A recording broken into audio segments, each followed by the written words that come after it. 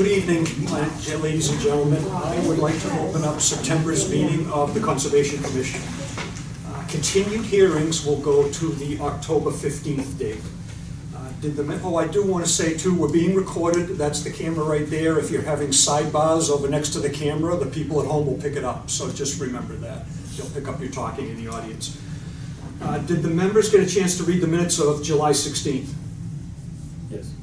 If they noted no errors or omissions, I will entertain a motion to accept them and place them on file.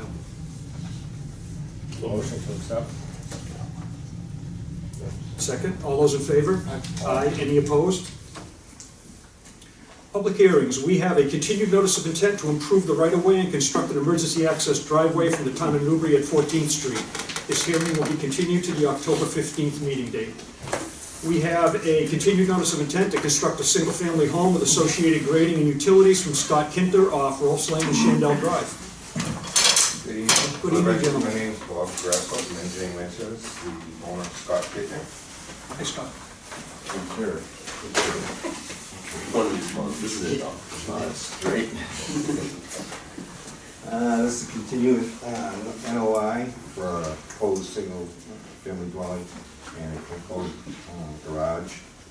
And from the last meeting, that was a lot of information for you to absorb in one meeting. And we're here for any comments or any questions. I think we did our homework and looked into the systems that you're proposing.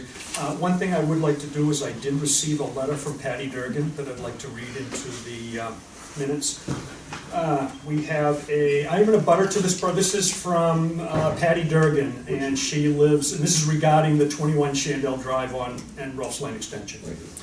I'm in a butter to this project who has attended all 4 conservation meetings. I feel more strongly now after hearing the discussion that the damage will be done to the wetlands. I ask that this acre full of trees, birds, wildlife, and functioning wetlands, complete with a turtle egg laying path, be spared from development. The green space shades the entire end of the Newburyport side, and resulting hot sun will have additional, unknown, unquantifiable effects on the environment. There is so much concern about global warming and the local environment that people don't believe me when I tell them that this type of development with loss of habit, etc., still continues today. This lot has previously been considered unbuildable according to the town of Newbury records and should continue to be spared from development. Thank you for your consideration. Patricia Durgan, 16 Shandell Drive, Newburyport. This lot right here. Oh, okay. They were, all right. It seemed like at the last meeting they were in agreement. Yes. Okay, all right. Any questions or comments for the applicant or his representative?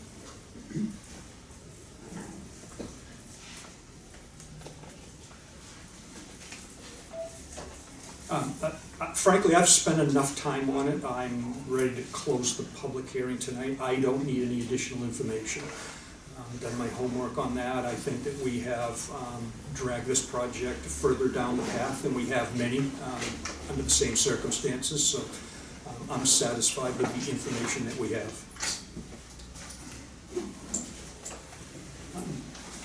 Any other comments or questions? I'm going to go to the audience. If there's nothing, I'll come back to the board. Are there any abutters here?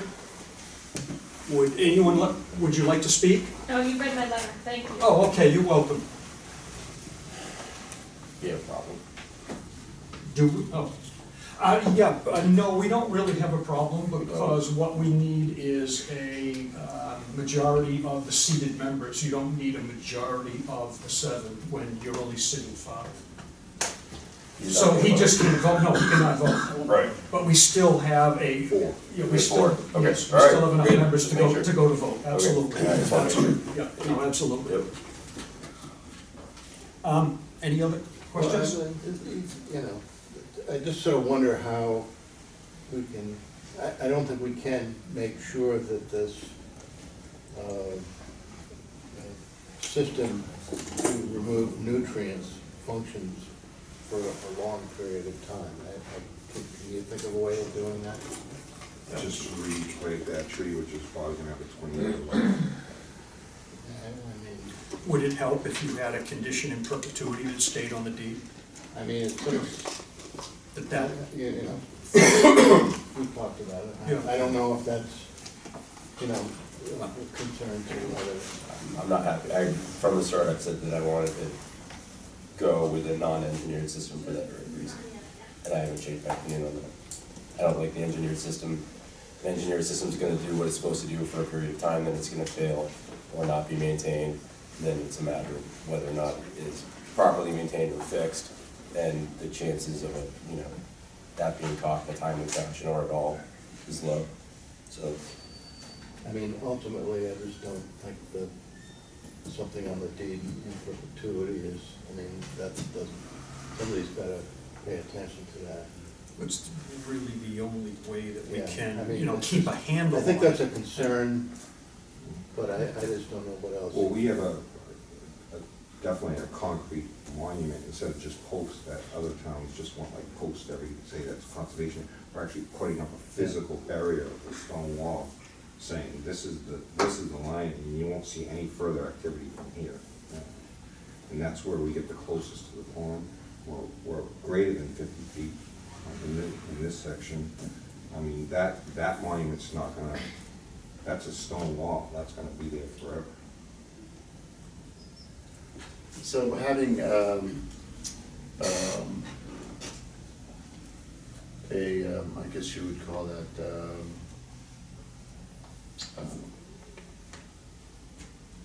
a condition in perpetuity, and that would be replacement of the tree after 20 years? When necessary, yeah, Yeah. and I would certainly have it looked at before. I would probably have something in the orders so that in 10 years, it's required to be looked at that point, because they have about a 15-year lifespan, and then that's about it for them. So how would we manage that? So I don't have an issue with it. I just want to see if we can make people comfortable. We have, as part of the condition, we have an inspection by a licensed, Abbott? and then how does the town keep track of them? Well, we've got your file, and we should, we did have to destroy some files because they got moisture on them, but this is not likely to happen to the rest of them. We've taken care of that issue now. So this plan should be here forever. We're not allowed to get rid of engineered plans, period. Those are kept forever. The notices of intent and things like that can come and go, they're different. Will I be noticed by the town that? Well, I got 10 more months here, not 10 more years, so, no, am I gonna send you notice? Absolutely not. The DEP will have it on file. Yeah, it'll be on file on At the the registry. deed. If you sell the house, the next person should be aware of it. But you're either gonna have to be proactive on it, or the board's gonna have to come up with something else and say, okay, we wanna hear from you every 2 years, every 3 years, maybe every 10 years is too big. In 10 years, you're not gonna remember anything. You're not gonna remember that we wanna hear about that tree likely, Right. unless someone brings it up to you. But the order of conditions will be recorded at the registry. Exactly. And be on record forever. So, So the authority is there for someone to take that deed at any time and knock on your door and say, when's the last time you took a look at this? You installed it in 2019, and now it's 2030. What's happened? Plus you're gonna require an as-built of this site also. yeah, I'm okay with it, that condition of perpetuity. Just, whether it's, and I'm okay, as part of that condition, every 5 years, either having it inspected and notifying the town. I think we just would need to make that condition clear. I agree. I agree. I just threw it out there. I hadn't really thought of it. I threw it out there just as a response to his question. That's I've all. done, on some minor projects, we've done it, good about it, but you don't know if we sell this, house in 20 years. You don't Exactly. know what the next guy. At least in 20 years, if you sell the house, it's gonna get picked up during the sale, there'll be some questions asked, and maybe some from the town would have that opportunity to say, oh yeah, let's go take a look at that tree, and let's take a look at the medium in there. We know it's all broken down in 20 years and it's not working anymore. There's probably very little soil left in there after 20 years, it's full of roots. Or the closing attorney for the buyer will say, has it been inspected? Yeah, Because you're not gonna put the burden on the new owner. it's true. That's a good point. Then there's gonna be components of the drainage system that leads to it, will probably need to be inspected and maintained as well. And cleaned out at that point, yeah, but that's when the leaves and organic matter getting into the trenches and Yeah, stuff. that could be. It can be more problem, frequent. yeah, it can be problematic.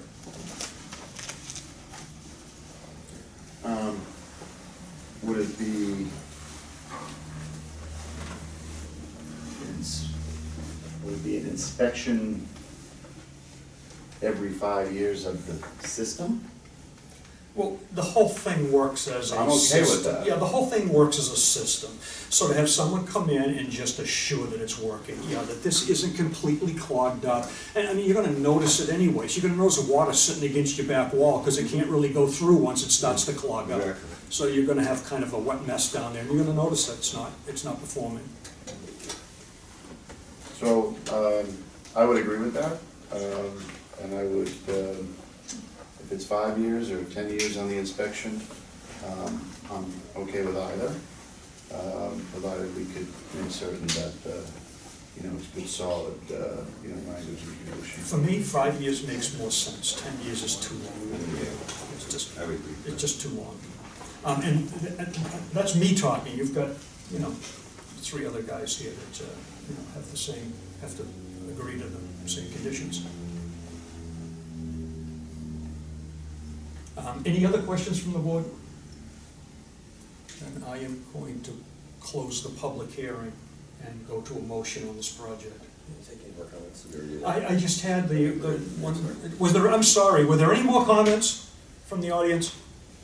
Then I will now close the public hearing.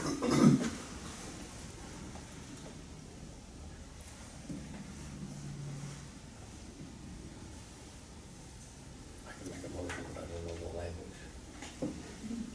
Well, the language would be to either a motion to approve or a motion to deny, Okay, I'd like to make a motion to approve, as presented, with that 5-year inspection, with the caveat. with the caveat. I'll second it. All those in favor? Aye. Aye. Any opposed? The ayes have it. Thank you. Another person has I'm motivated, to- I same understand. reasons as you. Yeah, no, I understand. I think it ended up in a good place. Thank you.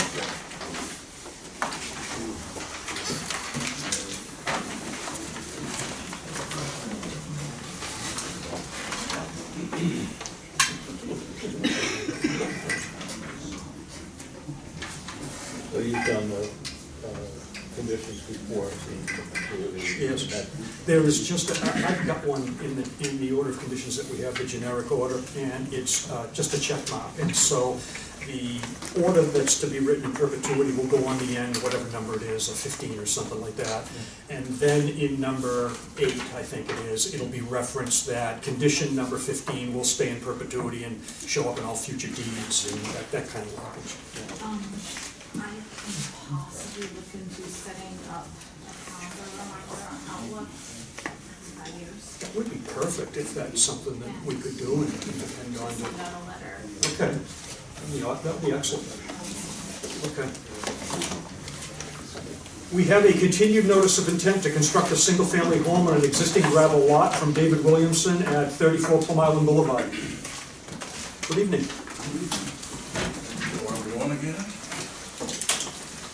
You have a new plan, don't you? Did you?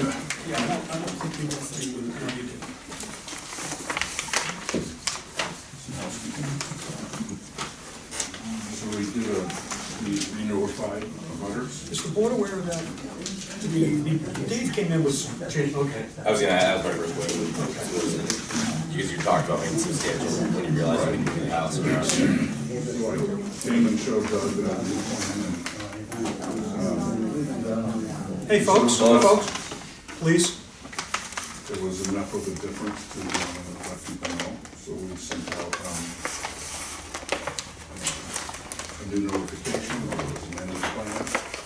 I did get the abutters list recertified as of September 3rd. And need this?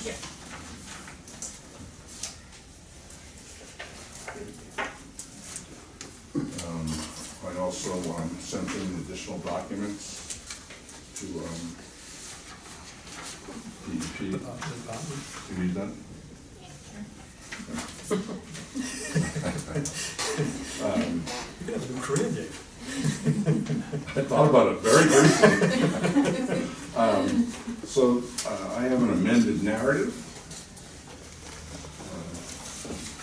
Go on. Sure. Thank you.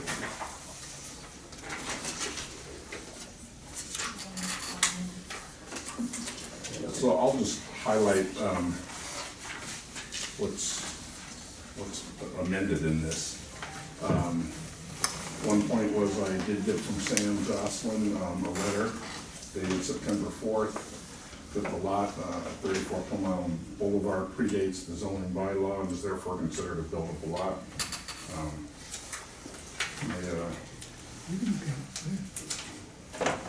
I did all the research with some help from Jennifer and gave him all the deed descriptions going all the way back to the Plum Island Beach Company. All the deeds are the same, so it predates zoning.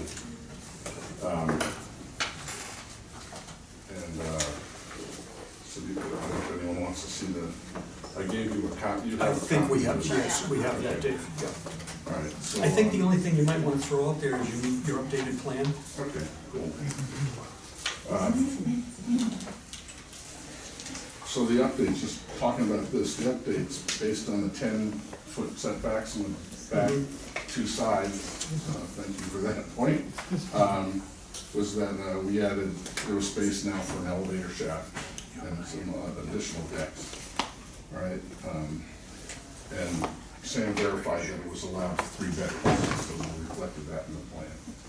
And the smaller driveway based on feedback, and a landscape plan based on their feedback. So, I think most of the utilities were elevated too. yes, and now that we had room without setback, they're on steel elevated. Perfect. So,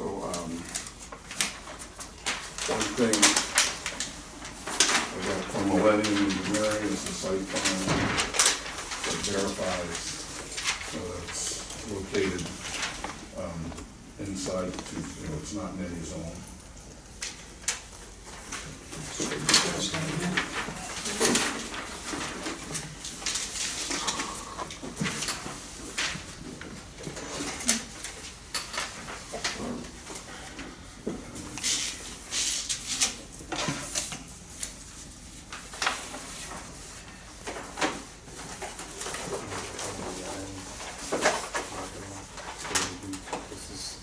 Most traffic comes that way, right? Yeah, this goes towards the model reservation and on the back way.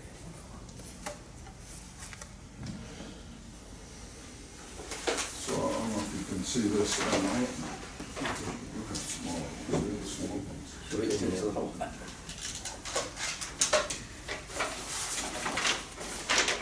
There's a small one. There we go.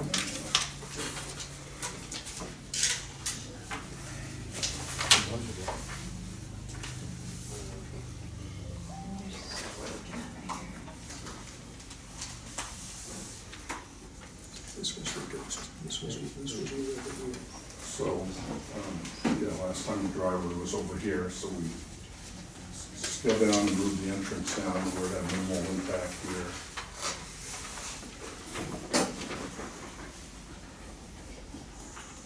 We did rotate the house somewhat. That's where your view is. What's that? That's where your view is. Yeah. And you can see we have generator tanks and.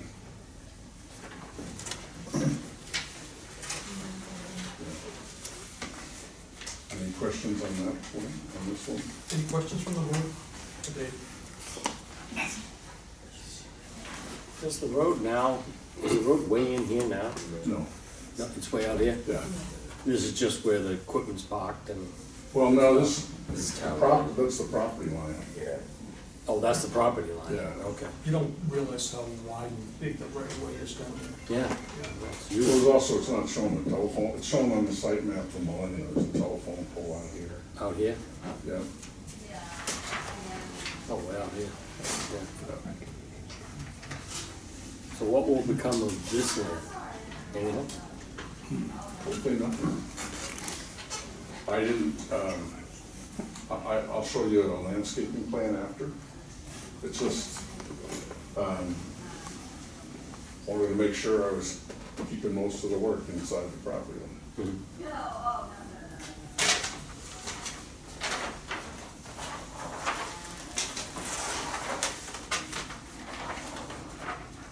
What do you recommend next? Dave, I don't have any other questions for you. I've looked at this long enough. When you redid the plan, you addressed my concerns. I've looked at your elevation under there. Your closest point is 2'1". I don't think that you're in trouble with that there. You're kind of on the top of a mound there. It's not that active. So, maybe with a little vegetation, you'll start to get some sand there. You certainly have the ability to pick it up and put something on that lot, so. So then there is a proposed landscape plan? I've looked at this a lot longer than the rest of the board, so I just want to give them plenty of time to, you guys comfortable moving on to another plan, or do you have, you want a few more minutes with that? I've got just a quick question. Is 2'1" in this view, where is the 2'1"? I'm just sort of curious. That's the back corner there. 2'1" is on the high side, which It'll be up in here. is over here, high side. Yeah, there you go. It goes down. No, I guess not. It still Yeah, doesn't have, yeah. I saw it written under in one of the plans, but I don't see it here. Maybe it's in here in this section. So is this, basically when I'm looking at it, this was, happened to be an 80-13, it would be compliant with 80-13. Yeah, I don't know where it's at. I know. I don't see it somewhere. There it is. Okay. So your 2'1" is by the back steps, right? That is the west elevation? Okay. So Dave's right back in this corner. It's coming from above 12 too, so the first floor is 13 and 14. Well, he's parking underneath, so his first floor is going to be. Well, but I mean, even the Yeah. tanks and all that. Yeah, his tanks and stuff will be safe, yeah, so.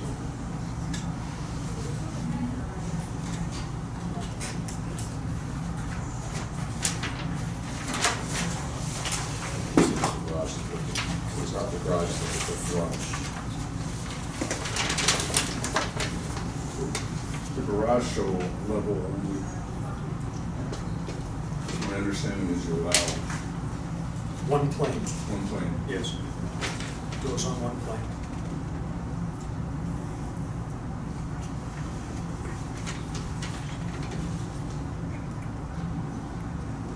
So there's the west elevation, it's the south elevation I was looking at. So the driveways, usually, it's not usually, but the driveways. It is, but we're stepping over the gravel parking lot. So, I suppose drive all over this is. Yeah, no, it's usually we're Yeah. having it on, driveway lot coverage and all that. So like it's 20% for the house. Certainly the, yes. Yeah, and then you're talking about, so I was just, Yep. usually, when You we can, do this. you can feel free to adjust it if you think that there's something off with it, but I already did speak to him, it was over in here. And there was room in here for 10 cars, and I just says, let's just get it over here where it's narrow, better to move it back off the corner anyway. Oh, no, my only thing would be to say, do we need two? Pare it down further, that's a board decision if they want to do that. If we have, what authority do we have to do Um,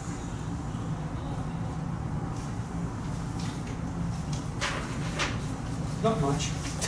that? Not much, and I'll tell you why, is that you're not allowed to affect vegetation on Plumott. And if you Right. do, for years, we've been doing a one-to-one mitigation, even though Right. that's a But board there's no- vegetated standard, it's not really a standard, you're not allowed to affect it. He's not, he hasn't got any on the lot, he's got a gravel parking lot. So, it's not like this affects the vegetation one way or the other. You could look at this structure differently and say, okay, instead of a parking lot here now, I have a structure.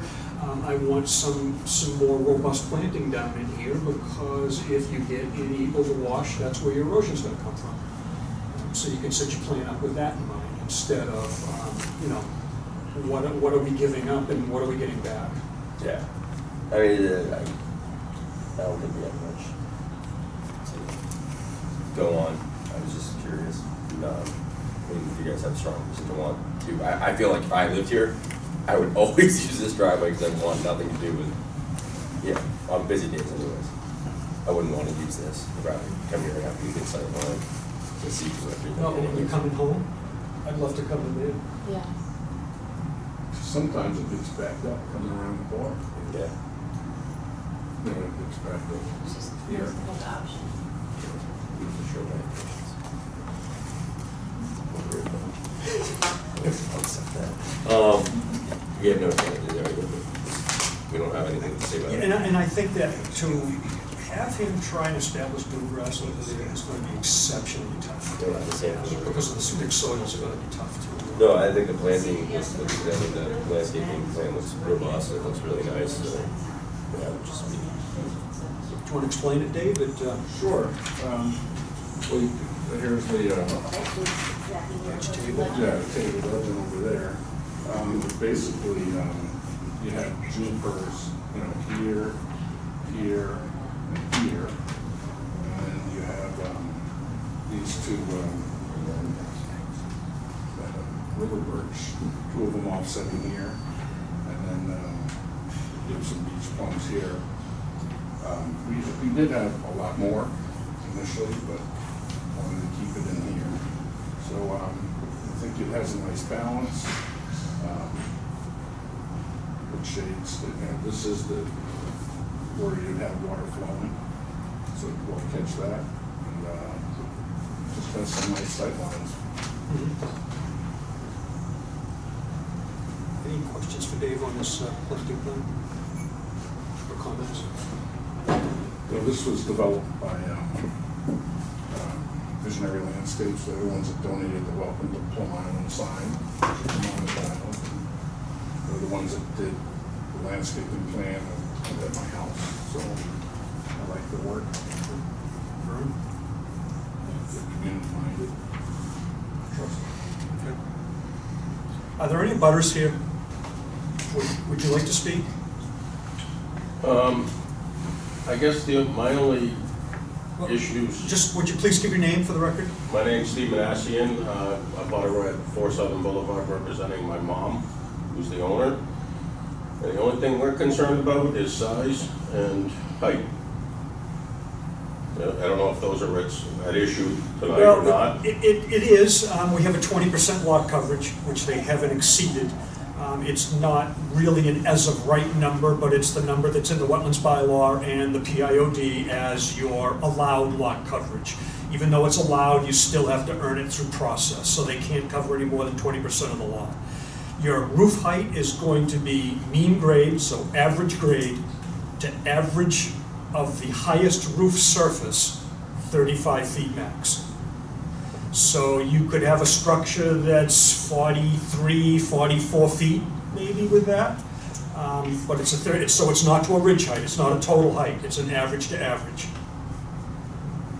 So they're meeting all the regulatory requirements in that regard? Where it's a new structure, they have to. It's not existing, there's nothing grandfathered, so I would find it difficult to believe that this board's not gonna waive the 20%.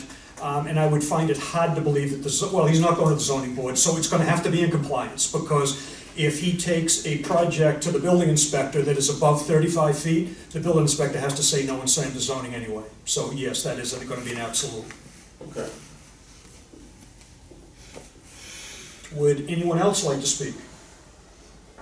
I'll go back to the board one more time. Any other questions or comments from the board? And I am going to close the public hearing and entertain a motion on the project. Motion to approve this development. Do I have a second? Second it. All those in favor? Aye. Any opposed?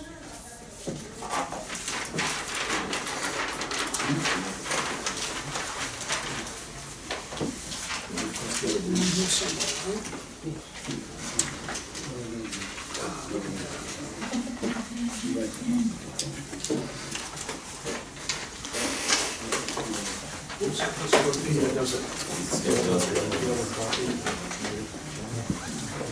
No, I want copies of, well, I've got these, but, well, the copy of the plan with the planting plan. We haven't got a copy of that yet.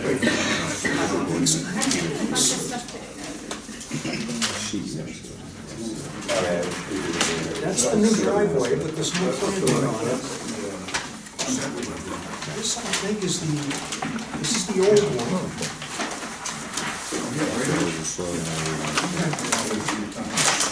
And this is more old one. We have plenty of old ones. All right, thank you. That put me out of my misery.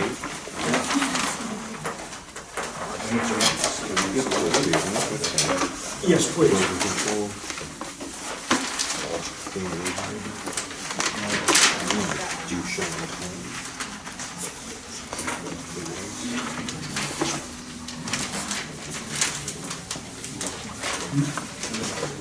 That's what you get that. We got a couple of these. I don't think so. Another hand or, you know. Hey, I need another one. Yeah, I can see. That the first time you came in here, didn't you? Oh, I didn't have So. Or hit me on the head with you. Dave, whatever she did, it worked. Thank you very much. Thank you. Have a good night, sir. Oh, that was enough.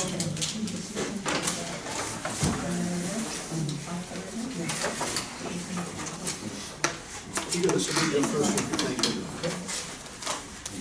We have a notice of intent to upgrade the existing septic system from Brian Farmer at 87 Locken Road.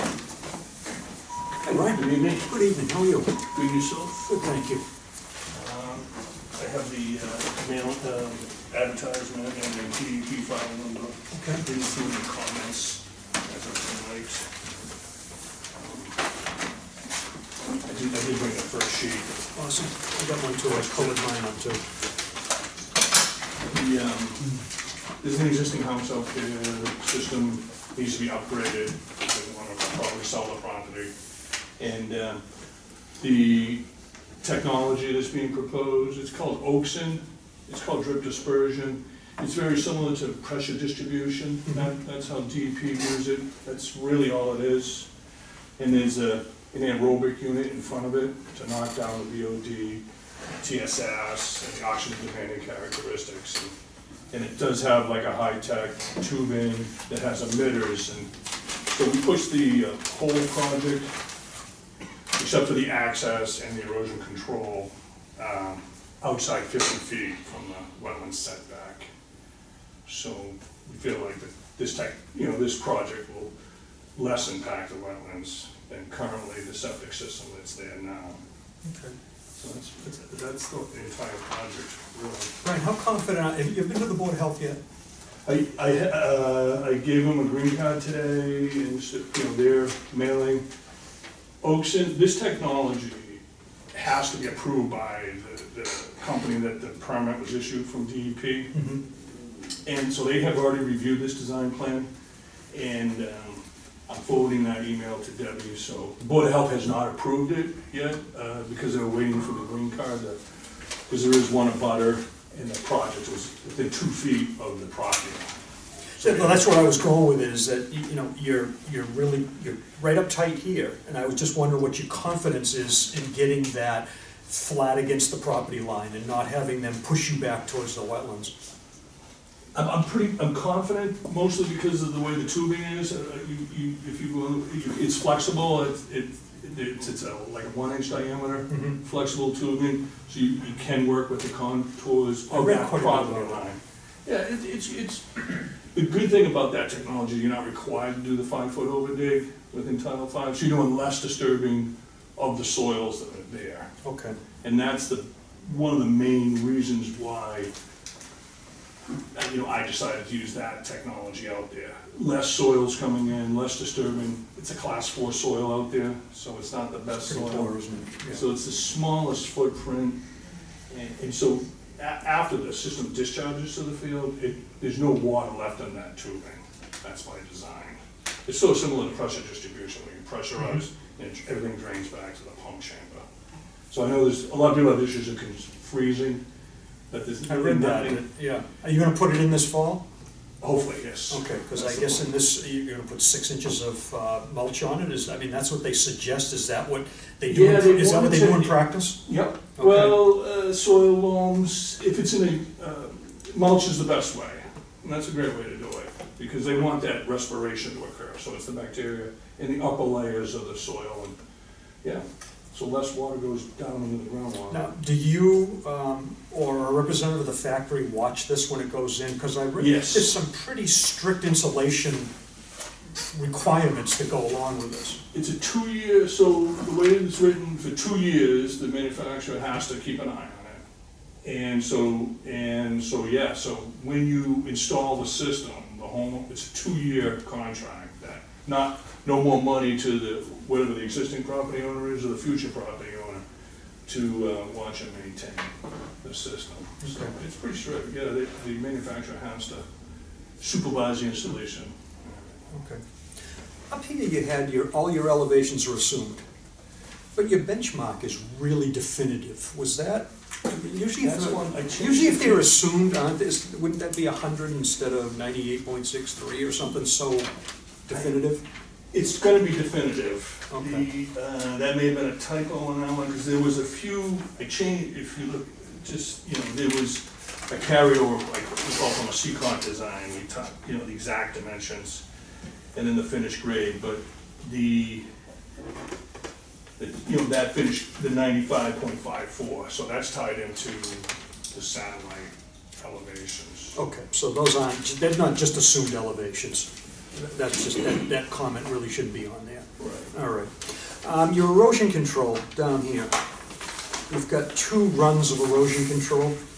They don't, this one doesn't curl, I know it's pretty darn flat in here, Yeah. but this is higher than this down here. So you have to run this way during construction. Yeah. And then down here, you're gonna have to, I realize you gotta leave the driveway open so they can get in and out, but you're also gonna have to close it up when you're constructing, when no one needs to get in the driveway, so that gap has to be closed. And this pipe that comes right out, this 10-inch PVC pipe, it must have an inlet on this side of the driveway, and so maybe showing some hay bales around that inlet so it doesn't go in underneath. Other than that, I mean, I didn't have any real specific problem. It said on the instructions or on the installation, maybe it was your narrative, about pressure testing the lines that were available. It seemed like the installer, or those that could be easily seen, or it seems like the installer wanted them all pressure tested, whether they were uncovered or not, and gave a specific way to do that. Are we talking the flow from the existing septic tank? Yeah, so just to make sure, because it's a construction project, just to inspect that pump chamber, inspect the existing septic tank, because you are allowed a 1,000-gallon septic tank in the existing condition situation. But, I think I added that no more to verify that the pressure fittings, because we're gonna cut the pipe, it's not gonna discharge to the existing distribution box, it's gonna go right into the area to verify that. Make everything, sure everything's Make tight. sure it's tight, Yeah. so a pressure test. All right, so you'll be doing that? Yeah. Okay. I don't think I had any other questions or concerns. Pipe on the driveway, Board of Health approvals, all setback. That's it. Any other concerns you picked up along the way or questions that you have?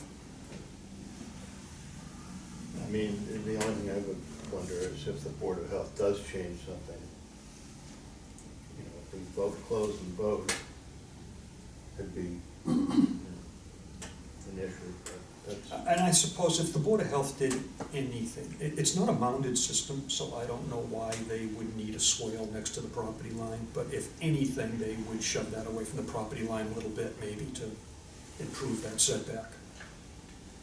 From the property line, yeah. I think that's the only thing I could see them doing with that, At one point, we're just trying to stay outside the 50-foot setback, Mhm. so it could be 48 feet setback, Yeah, just to let you know. you got 2.5 feet to work with. And that may, Yeah.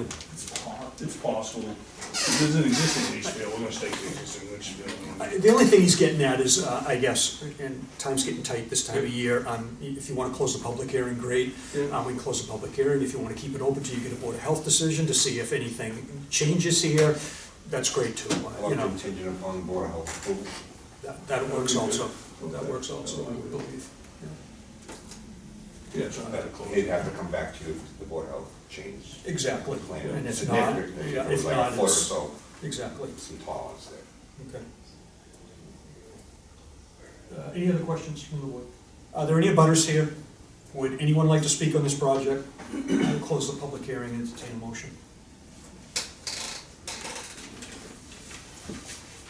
Motion to accept. Contingent upon the Board of Health. Do I have a second? Second? All those in favor? Aye. Any opposed? Good to go. You're welcome, Ron. Bye, Bob. Good night. What's that? Good night. Yeah, okay. Yeah, I hear you.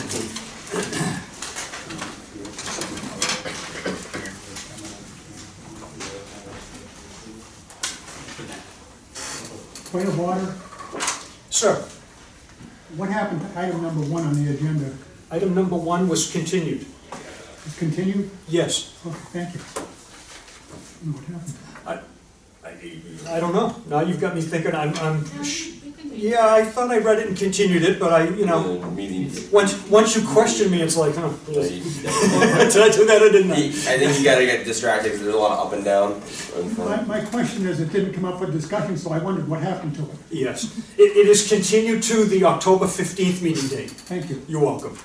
Are you interested in that hearing? I don't hear well. Are you?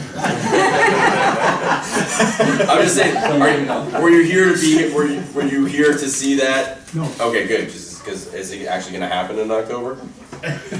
Hopefully. Okay, yeah, it's been on there a long time, I just want you to come back next month. Yes. Now, usually the crowd's been calling in each day, so. Thank you. You're welcome.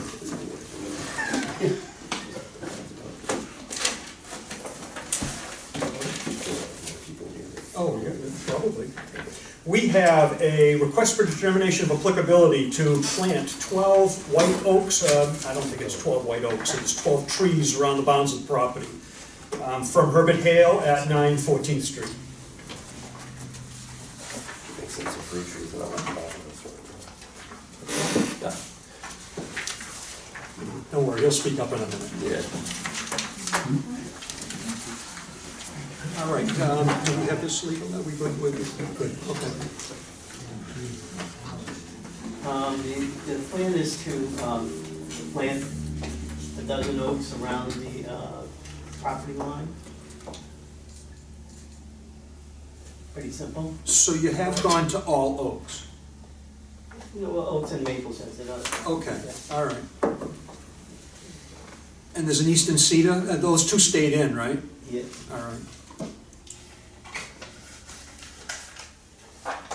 It's a rather tight neighborhood there. Have you thought what those oaks might be like when they're 12 inches at chest height or more? To pull them back. I mean, the idea was to create some shade here in the back. That many oaks will do that. Yeah. Well, they're spread out around Yep. 70 feet there. Yep.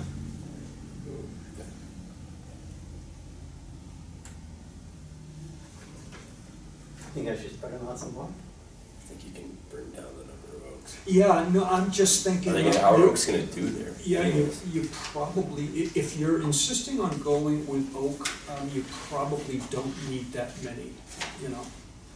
I mean, an oak tree that is this big around in 20 years will have branches on it like this that'll come out 20 feet in both directions, literally.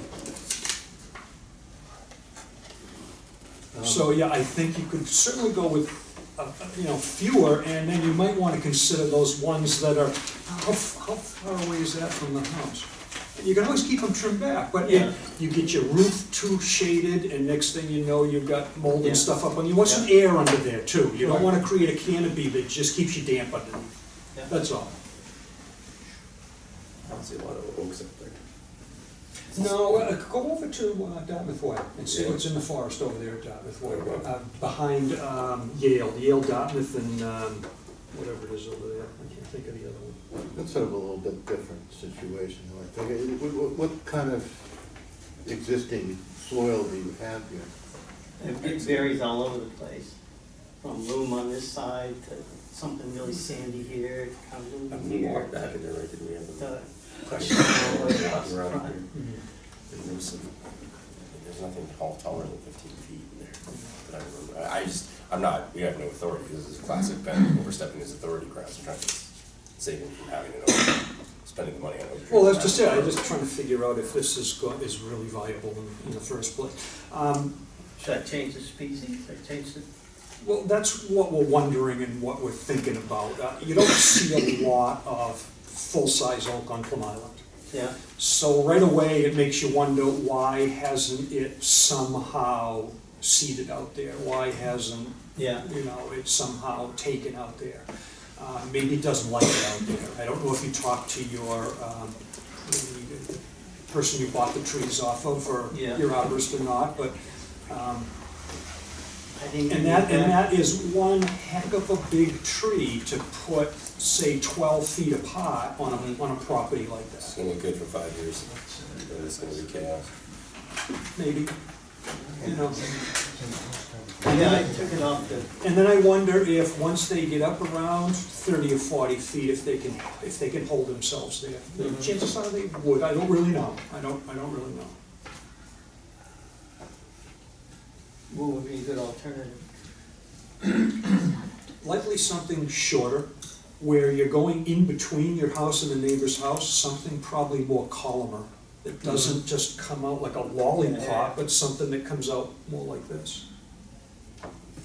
Pitch pine, juniper. Yeah, Your pines seem to do a little better out there, and the organic material that they drop is not like piles of leaves either. that'd be helpful. Is it the scrub Yeah. oak that's all down on Cape Cod? What's the oak species down there? Piles of leaves are gonna cause a couple problems for you and your neighbors.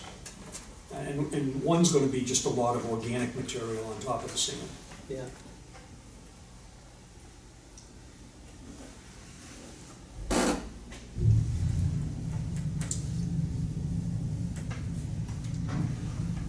How big do these pitch pines get?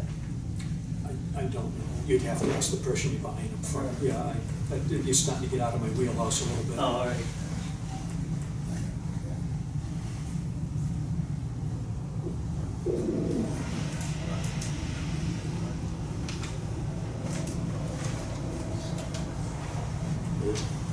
Yeah, scrub, white scrub, bucket scrub on the Cape. Scrub oaks. Yeah.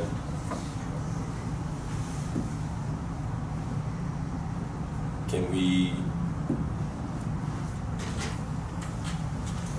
approve a motion for plantings? Or we can, right, can we approve, do we need to have a very specific planting plan? Or can we approve it to plant trees as recommended by horticulturist or an arborist who's gonna have knowledge of this? Get some input on this. Yeah. Yeah, I want to do it right first time. If if the board, I don't wanna get too far ahead of this, but if the board wanted to set a number, and then the species and shape of tree that is compatible, and you trust me to go over that, then we could cut him loose this month. If not, he's back here next month, and he's starting to get kind of late in the season. I'm comfortable with the forward. Be more loose on the plan, let's have something solid on site, but loose is relative to the trees. Yeah, I don't have any problem planting trees out there. I don't think it's gonna happen. Outside of some of the things you covered, but getting too much organic back on the ground for these one, for the most part, it's gonna do good things. I think juniper's a great idea. Yep. Very No, good. No, yeah, we're not trying to discourage you, believe me. Yeah.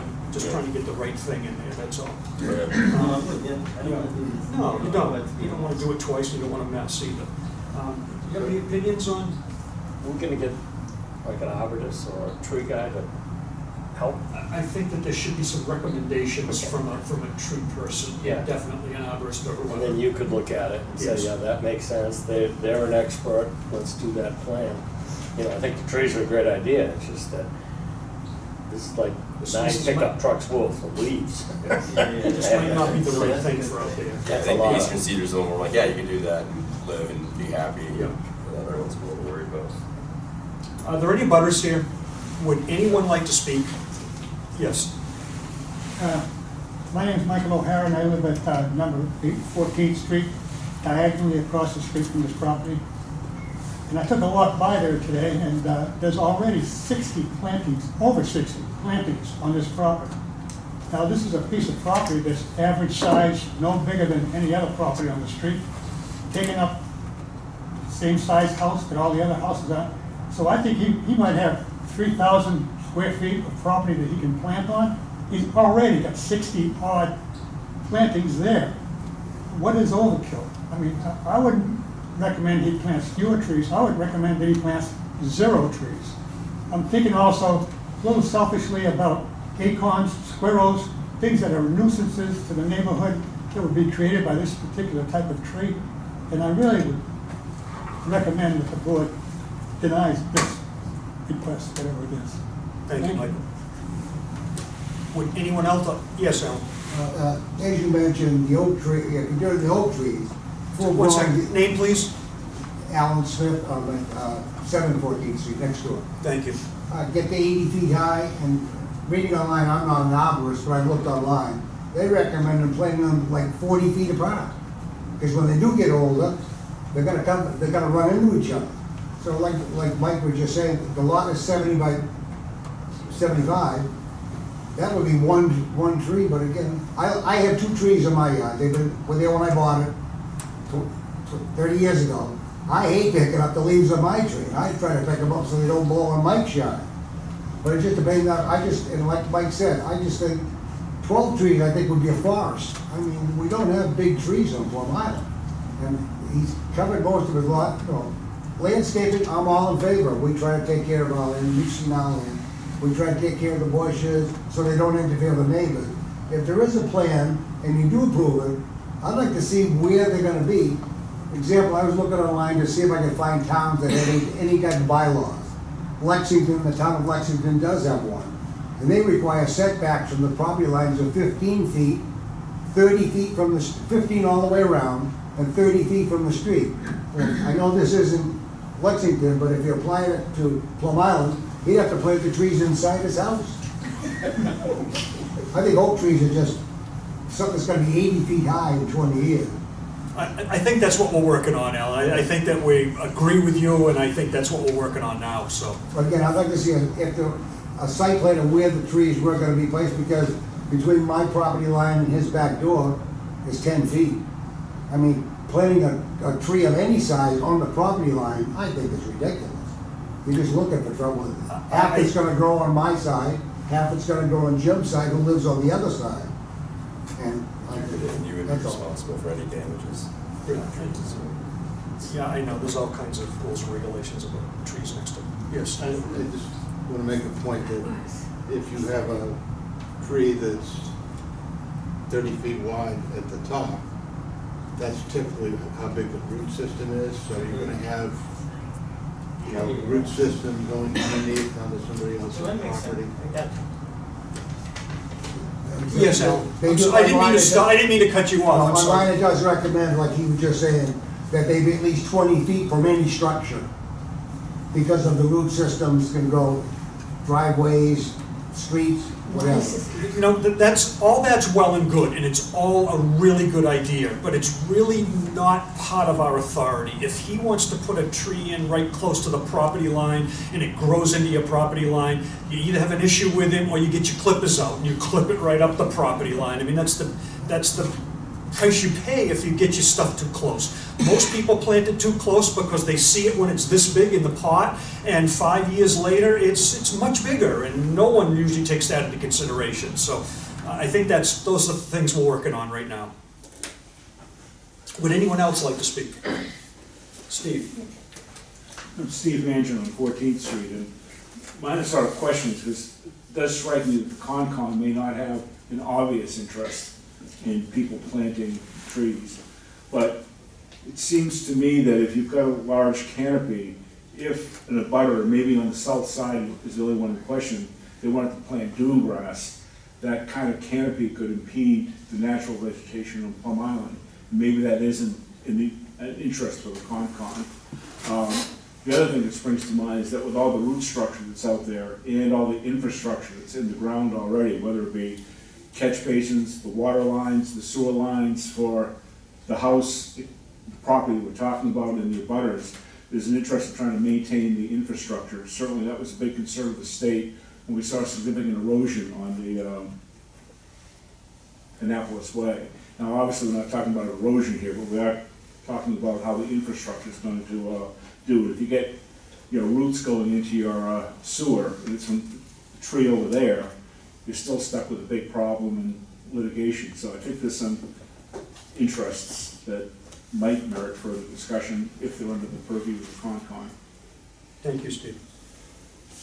Anyone else? Yes. I'll speak up because I'm soft-spoken. My name is Marilyn Spaziano. I live at 1114th Street. I bought the property. And for all of us that live on Plum Island, what we love about it is the beauty, the openness, the sunshine in the summer, that it's not overgrown. I know that property, when Lisa and Scott Rushford lived there, they planted dune grass in the back. It is rental property all the time. We know that his tenants sun out in the back all the time. He does not live there. We have watched him bulldoze his way into digging where he chose to dig, planting what he chose to plant with no respect to the island, the neighbors, or anything else about Plum Island and the beauty of it. We do not have the soil to promote and produce a lot of trees. We have the concern of nor'easters, potential hurricanes, that if there were a number of trees around there that could damage our property. And it's just a great concern. I would like to show you.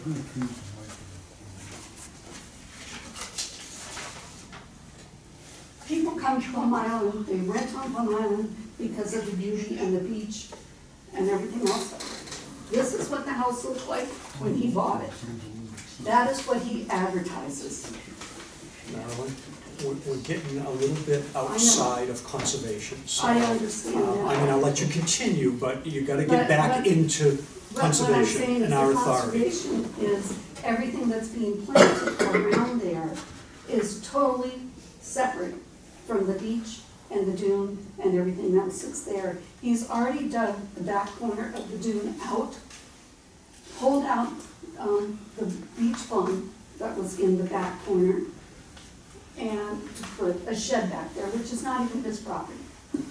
So I think that you need to review it all again. I think you need to walk the property.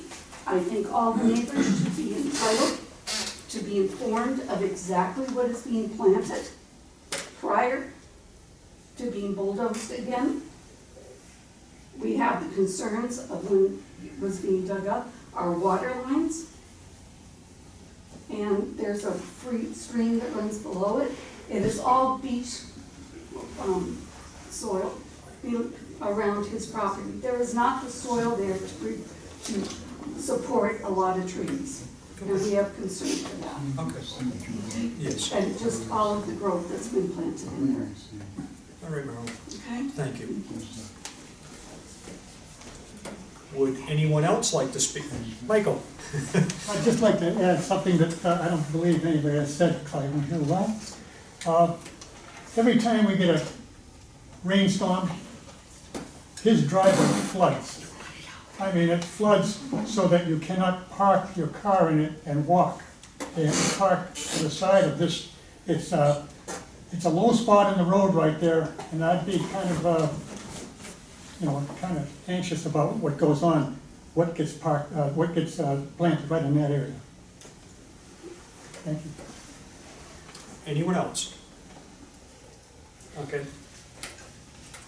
I'm trying to key off what I thought I heard Marilyn say about potential dune digging that has occurred. And again, I don't know, to me that seems like something that would be under our concern for the Concon, and would lead to the Concon maybe doing some sort of inspection of the area.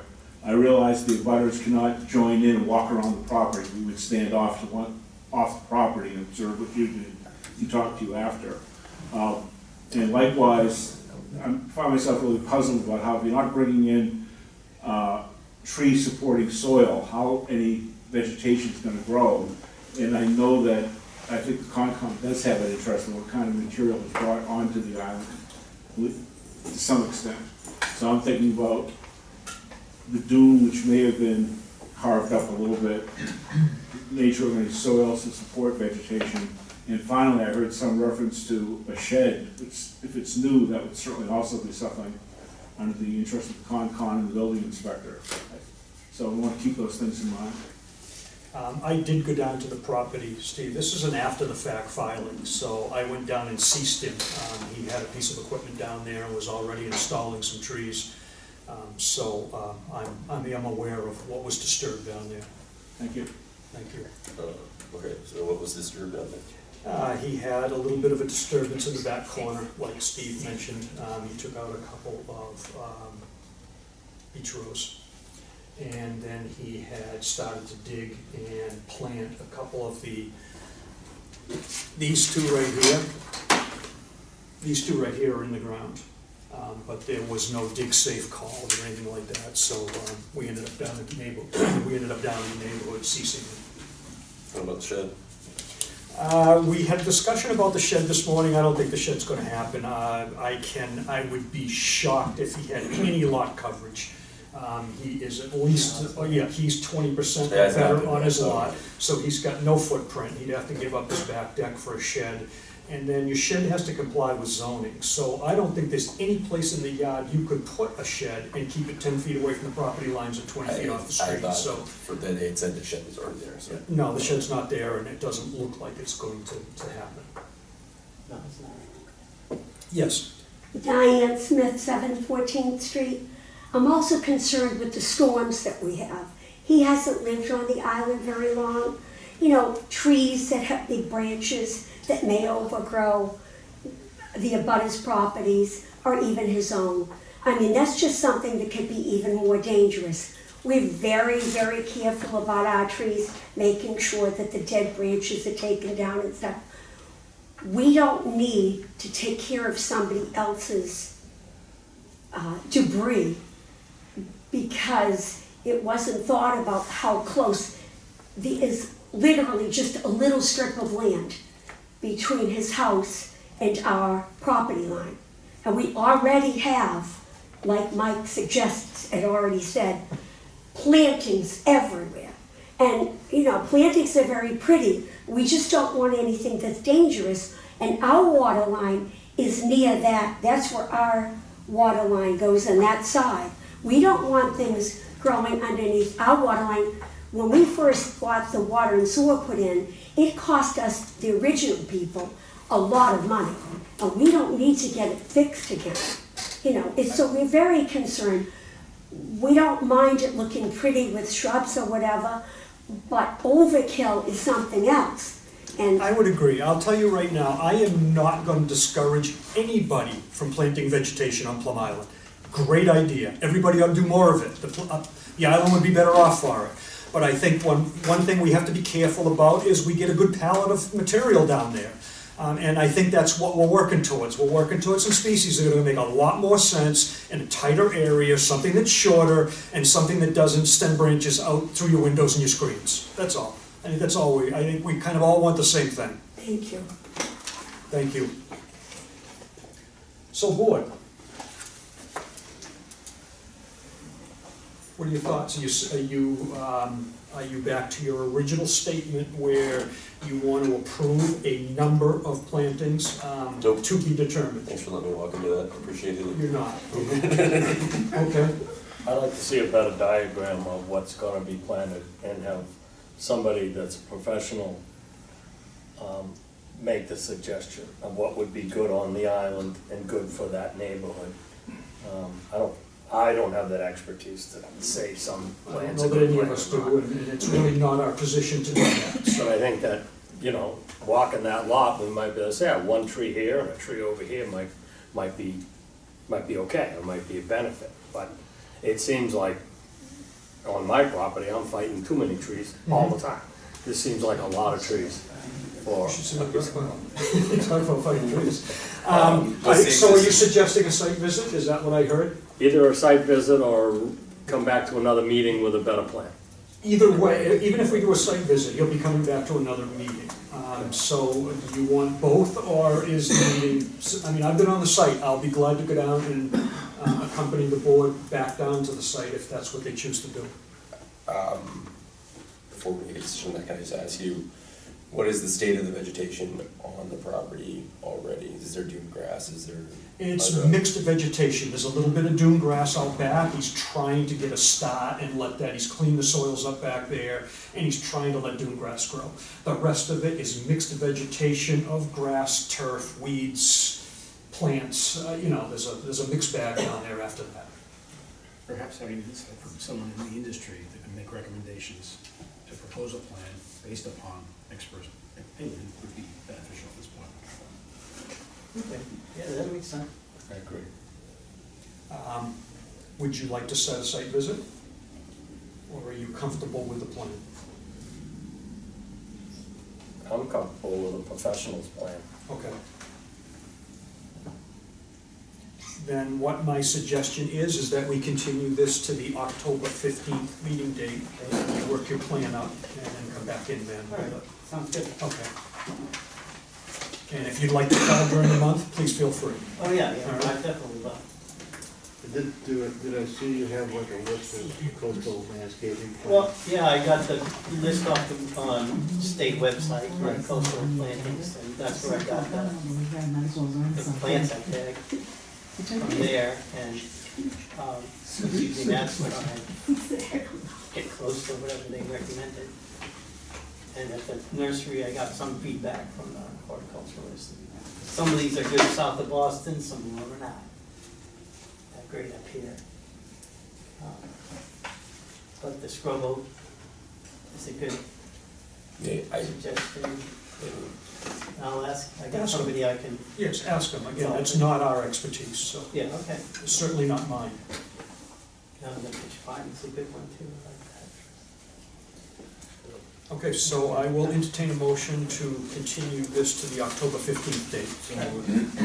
Second? Second. All those in favor? Aye. Thank you. Thank you, Art. Thank you for your help earlier. No problem. Thank you. You're welcome, folks.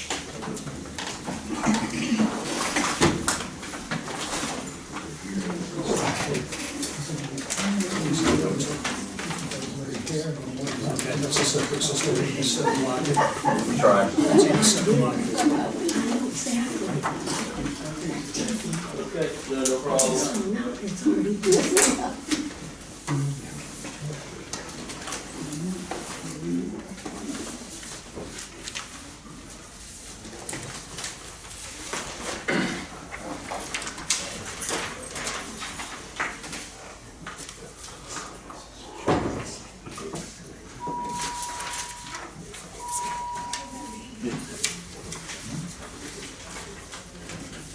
Well, cleaned out one side of the room.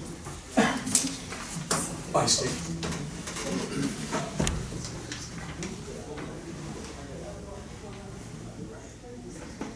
This is the one we added on in addition to earlier in the year?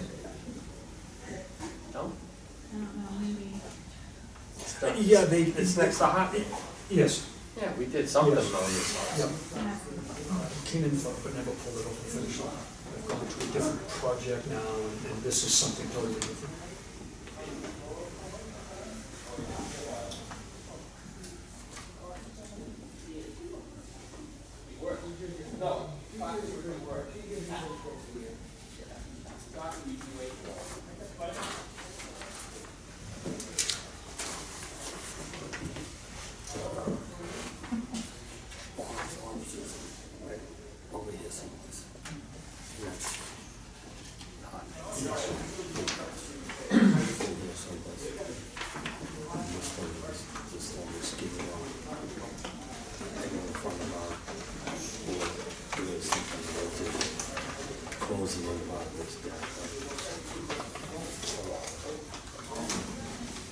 We have a request for a determination of applicability to repair an existing driveway and adjacent lawn from Kenneth and Eileen Richardson at 55 Plum Island Turnpike. Good evening. Good, how are you?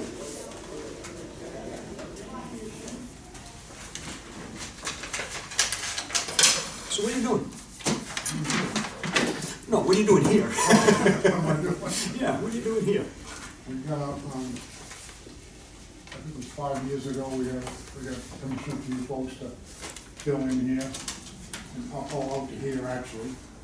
And the grade is, John Harmon did it, it's graded down more than we wanted, due to, now we're gonna fill it off as even as I can get it, so we can plant some trees. We're looking at, for the trees, we're looking at maples right now, but Okay. 100 feet will probably talking. So this is 30 by 100, you're telling me? Roughly, yeah. Okay.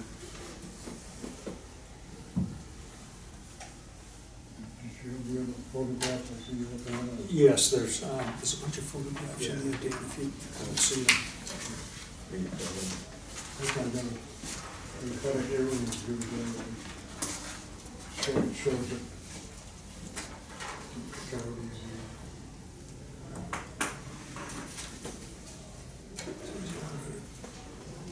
The pot would be getting filled with the brown pot.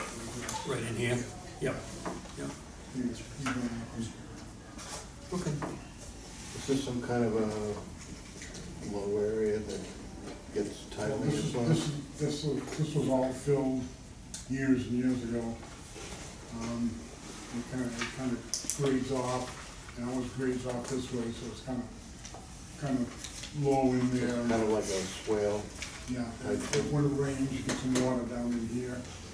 You know, a little puddle, in fact, I got a picture of it last time. We took a new picture, and that's just rainwater that just sits there. In fact, that's on the property next to it. So is that's kind of in here somewhere? Or? Yes, that would be about in here. Mostly on Mike's property. But, all I do is just, it doesn't look good to start with. There's a garden up here. We're gonna clean this up so we can actually get a better lawn, plant maybe 3 or 4 maples here. John Tarnett, I may be here, will be doing the work. And he's been experimenting for years with different kind of trees, and maples seem to be doing pretty well. The evergreens do well, but they get diseased easy, apparently. Get wind blowing too. They'd be good, but they grow faster, but I don't think they take the beating. Okay. So this is right up against the property line? This is the property line here, yeah. Are you matching up to the? It won't go all, it'll go to, yeah, this property line. This is filled and it kind of goes graded down this way. Mike already knows what we're gonna do here, and he's no problem with it.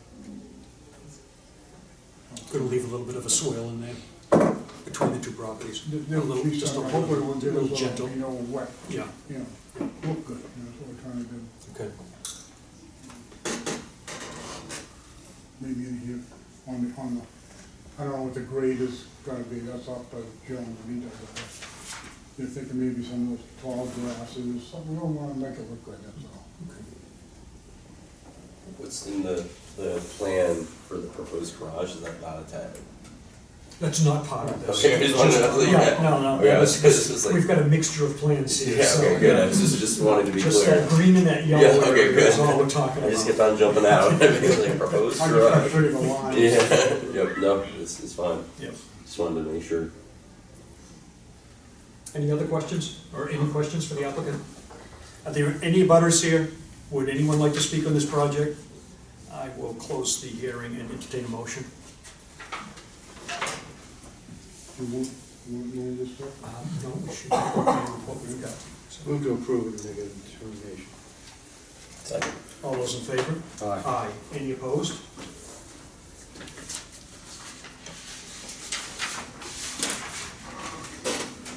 Thank you. You're good to go?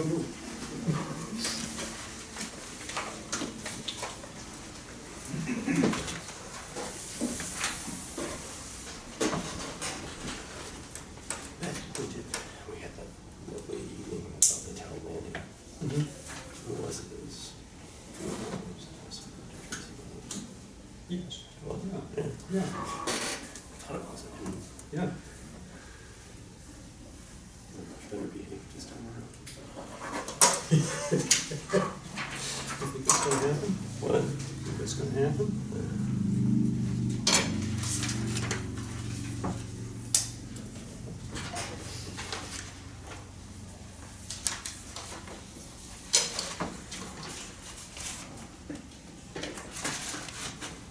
We have a request for determination of applicability to install a generator and a gas line from Karen Abbott at 22 Columbia Way.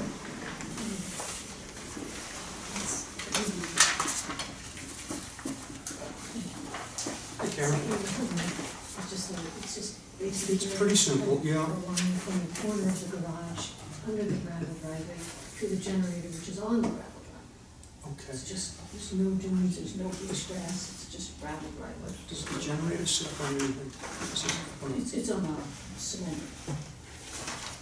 What's the word? A cement pad, a cement footing? It really should go up on the table. Has to be here, it's office. Maybe on the outside. Well, I know, and you know what's funny is I'm surprised they installed it before getting a permit, because they installed another one and we had them put it. I know, these guys should know better, and we, again, we've kind of had this out with a couple of the companies down there. And, yeah, they've set them down below flood, they've set them on the ground, yeah, well, I understand that. I can get them to raise that. Yes, I would, no issue putting it in. We approve it all the time, but it should be up raised at least 2 feet on the platform. Okay, all right. Any other, or any questions for, I don't even know if you guys get to see these. Are we continuing, or are you gonna scribble on this, and that'll be on the tweet? I just make it, it's a determination, but we can condition the determination. Actually, I noticed in the past, you can note on the plan that they would be there. We can do that, sure. You want to put that right on there? Oh, we're just gonna write on this, since this is gonna say. Yeah. Is there a flood count? Do you know the flood We're zone? above the, Yeah, one hill is above the. She's in the X zone. Yeah, one of the few places on the island is in the X zone.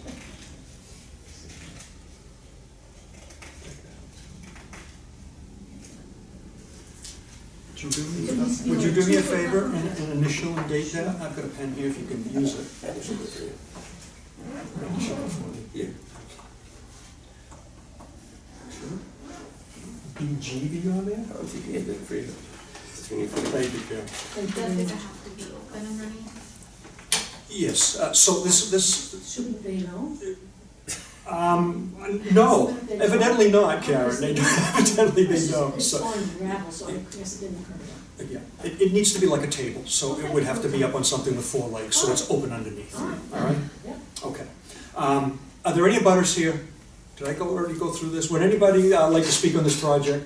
I will close the public hearing and entertain a motion.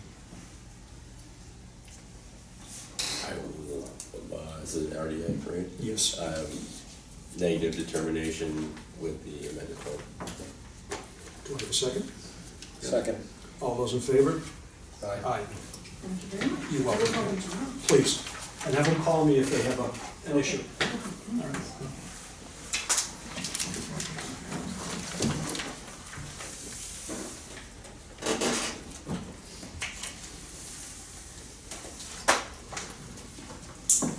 Why is that up 2 feet? That just goes?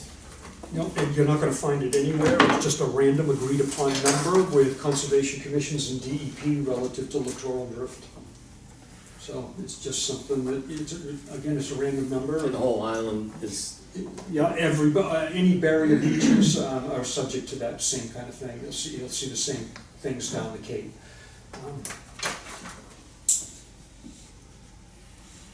You would think they'd know that.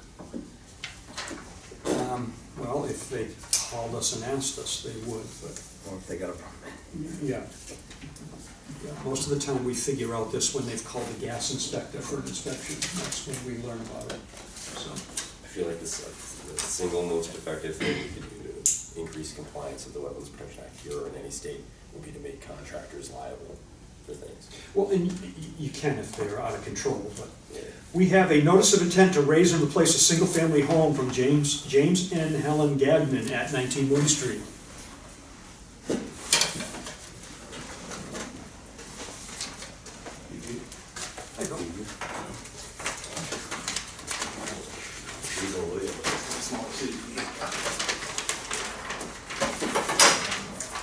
There's some small ones in here if you want that, or Chris has a copy if you want to look at that too. All I need is proof that they got that.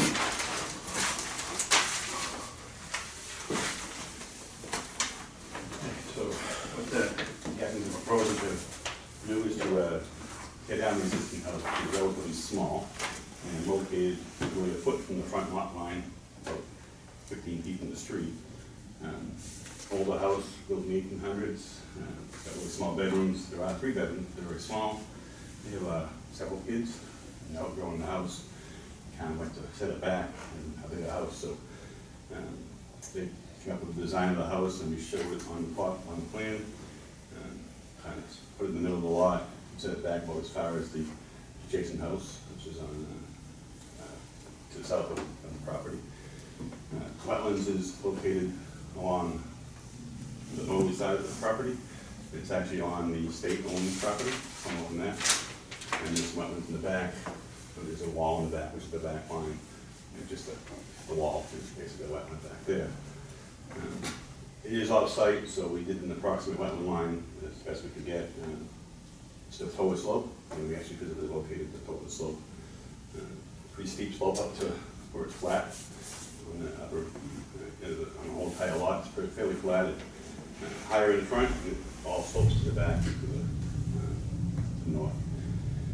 And we're proposing to, say, put a new house in, located, sort of centrally located in the middle of the lot, but back about 50 feet from the street, property line. The driveway is a double wide driveway now, but then reduce it to a single wide and extend it down to the house. So they can park several cars in that. Right now they have room for 2, essentially, and they park kind of behind the house now. And we're proposing a new septic system to be replaced. Hopefully a reserve and primary. If we can get something school on ourselves. In fact, we're proposing to locate them outside under the buffer zone. It's primarily grass, the whole lot, it's basically lawn, except for the small special woods in the back of the lot. They actually used to access the back of the property over here through the state land, which the state has said not to do that anymore. The old aerial views are killer. Yeah, and the state has actually put a fence up with some signposts and by the state conservation land, so. I notice they're still about 20 feet in. Yeah, it's quite a ways in. I did a survey when they originally started to propose this back a couple of years, to establish the lines. And then they kind of have we're ready to go forward yet with the house location, so they held on until recently. We actually went off the distant topo at that point and located the boundary line this end and that. And a tree line, so. The goal was to raise the house, take it down, and put a new house, it's a new septic system and a new driveway. We're gonna put in a stone trench on the downgrade side of the driveway to provide treatment, reduce the amount of recharge, add to recharge, reduce the amount of runoff from the driveway. Also putting a roof runoff, dry wells, to recharge roof runoff, just kind of give us some stormwater management, like this is now. So it should be an improvement over what's there now. Other than that, it's basically a grass lawn, it's going to stay that way when we're done. Grading shouldn't be really affected at all, except possibly the septic's going to go. Put that in, we'll design it. We have to get into the buffer zone to be amended plan. But right now, I don't Is that why we got a 3-4 bedroom? Yeah, It's they still- want, they'd like the 4, but right now they're existing 3, you can't get a reserve area, you can't do a 4. Can't upgrade, Yeah, yeah. can't upgrade, we can only repair it at that point, so. There's waivers that needed, so that's kind of why it's 3-4 right now. They'll be happy with 3, they're happy with 4. Happier with Yeah. But if they give them more living space down the first floor, obviously much more appropriate design bedroom. Right now, small bedrooms. Several feet, so. Planning board doesn't do this, Bill. I'm sure it's just a generic comment, but number 1, about halfway in about the middle, right there, planning board subdivision, get rid of that. Stockpile material shall be stabilized. We see that all the time. How are you gonna do that? Well, usually they just put the state, put the email around to protect it. If it's long standing, they can put them out, cover over it, you know, how it is. Typically, they try to get in and do the job, get the stockhouse. Typically. You know, loans are usually stockhouse, you know, everything else. It's really gonna be stockhouse for the house is dug out, possibly such and such time. Before some long driveway.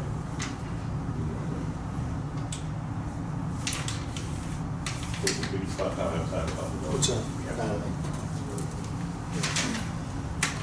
Let's see, 84, and that's still dropping down here. Yeah, you probably want to wrap your erosion control a little further.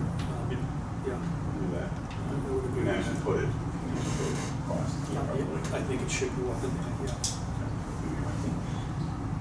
Just Keep it out of the trees, yeah. change that. Looks like a better project. What have I got over there? Required maintenance.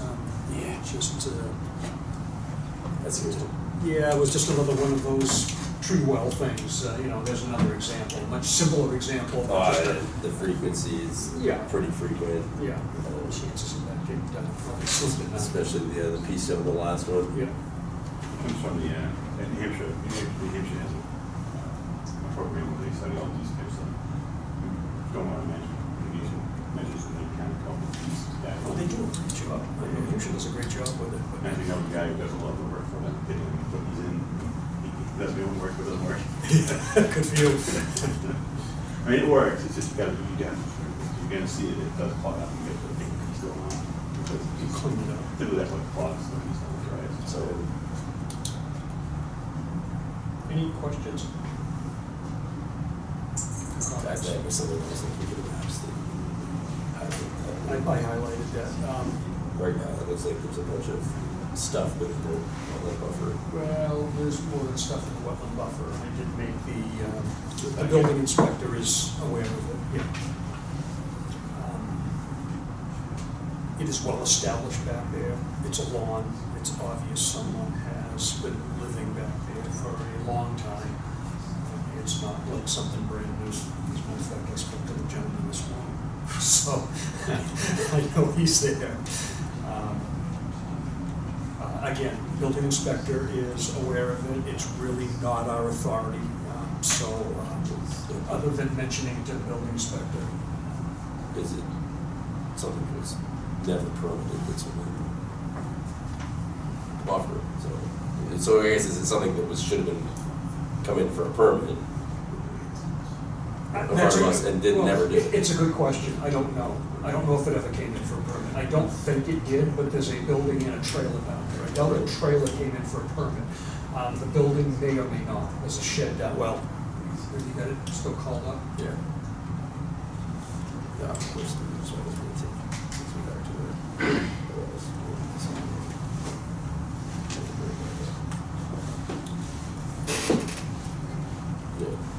Right there's a shed. Yep. That white thing is a trailer. Yeah. Usually there was a car there this morning that was registered. The gentleman came right out of it. There's a piece of equipment parked here as a lawnmower or something like that that he's got here. Yeah, should something be done about it? I've made it known to the building inspector, so if he starts action, we'll get right up with it and move along with it. I apologize, I don't know what you're talking about. I was when I did the survey 2 years ago, and most of this work 2 years ago, with the exception of this one right here, and I didn't see it. Wasn't there 2 years ago? I think probably, when you look on There was some stuff pictometry, there, but it well, when wasn't- you look on pictometry and you look back into '01 and those pictures there, it is obvious they were just coming down through the Mass, the Mass property. And I talked to Pat Huckery, I don't know how many years ago, and we went out there and agreed that the slope probably hadn't been filled, and that toe of slope was probably toe of wetland, and so we've been aware for a while that, and so right now, when you go out there, it was kind of funny, I went out there and I thought to myself, maybe they're not doing it anymore, and I went up and knocked on the door before I drove down, and there was no one home but the dog, and where I had a site visit authorization form, I drove down back and I was greeted by the gentleman that lives in the trailer down there, so. Oh, sure. I realized it was back there. Yeah, he's there. Is it relative? I don't know. I don't know. He knew where this guy worked. He told me that he worked. And it's funny, he must have known how to get in touch with him because about 20 minutes later, he was here at Town Hall. So he was just telling me that he wasn't going to be here tonight.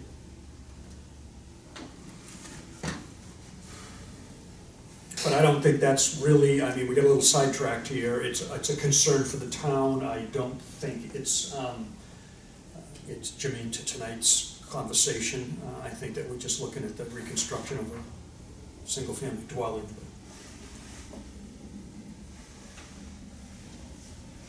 Is there any reason the driveway can't be on the other side, so it's out of the buffer? Yes. Not that I know of, but I actually asked the client, and this is where it has been.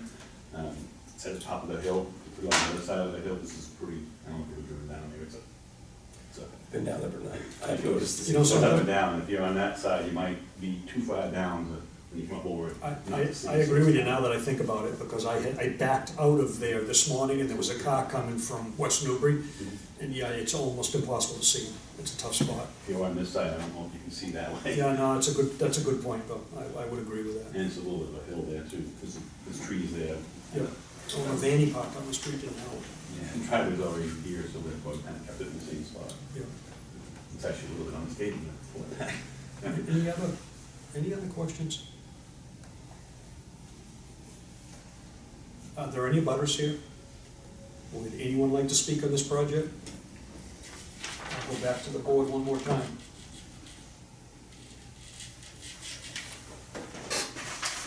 And I will close the public hearing and entertain a motion. Is there any options for that infiltration trench that would maybe lessen the maintenance offensive? Is there anything? I Is there don't any know, other- that's a pretty passive system. It's got some cloth in there, so it's gonna work as long as it can before it gets clogged up. I think they've wrapped it, done it right. The only option is pervious pavement, which I'm always looking to do, because I do more maintenance. You have to vacuum it, and I'm only gonna vacuum your driveway. Right. That's not, that's just. It works, but you have to take care of that more than do this. Not gonna happen. No, they're fairly expensive to lay down if you're gonna do them right. Yeah, it takes the material, certainly below it. We're doing sidewalks and right now, so. Any other questions, Ben? I don't know. Anybody else? I'm good. I'm gonna close the public hearing then and entertain a motion on the project. Move to approve as presented. Do we have a second? Second. All those in favor? Aye. Any opposed? I'll do the modified plan and get back to you. Please. All right, go. All right. Thank you. Thank you.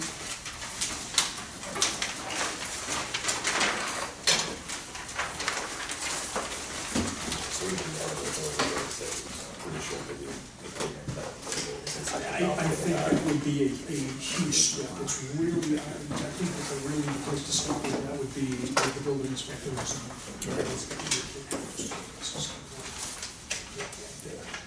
So the fence on the plan was.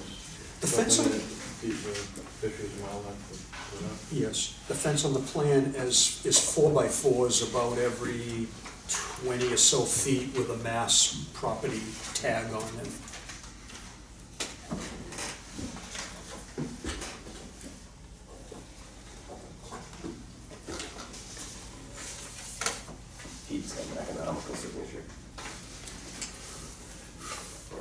There's not gonna be any sparring. This has been an unsettled side of the table with the signatures. This is good to see. You may have to keep to their seat.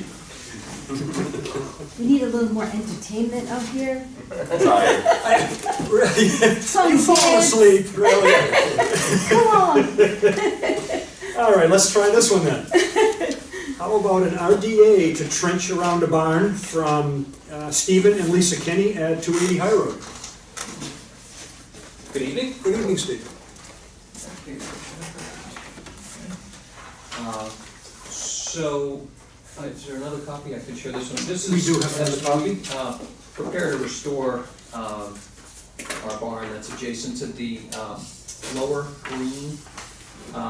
It gets some runoff from Old Town Hill, which goes and becomes this wetland occasional stream maybe, particularly in the spring. So we wanted to do an exterior French drain to just try to keep the water from continuing to run right under the barn. It's very wet under there, and it was suggested that that's the first step to try to extend the life of the barn.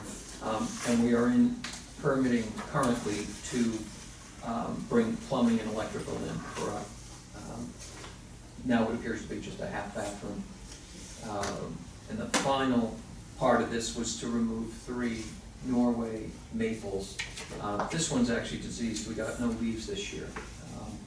And then these 2 are sort of within falling distance of the barn, and they're just 2 of a dozen in the area. So we just wanted to protect the barn a bit. So all utilities are going to the barn. That's your well, your new well? Yes, so this is the existing well to the house, but there'll likely be a line coming in for plumbing to the barn. This electrical has been brought out to this outbuilding and would be trenched into the barn. And we still under discussion with Board of Health, but we believe we're under the room maximum to have a half bathroom in the barn. Where are you draining your barn to? Along this, this was, I believe, going to be straight down. Oh, so self-contained, go right into the Yes, gravel right that's there? Yes, I think a beautiful exactly. gravel there. Yeah. Okay, all right. It was great, great. Good, that's even better. That's even better. Gonna need some caution digging around there, aren't you? In terms of? Dislodging those cornerstones. Everyone's, and, oh, yeah. Yeah. Yeah. Yeah. So that's was suggested, a lot by hand. I would agree. Any questions for Mr. Kenny? Any concerns? Are there any butters here? Would anyone like to speak on this project? I will close the public hearing and entertain a motion. Motion to accept. Second. All those in favor? Aye.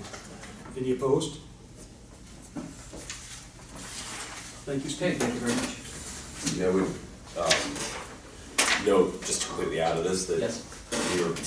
this is one of the places in town there is Atlantis. There's a tree just south of your property that has like these bright orange seed pods all over it. Your neighbor just to the south of you. And as you disturb the area, if you see this tree, it kind of looks like the leaves look a lot like sumac.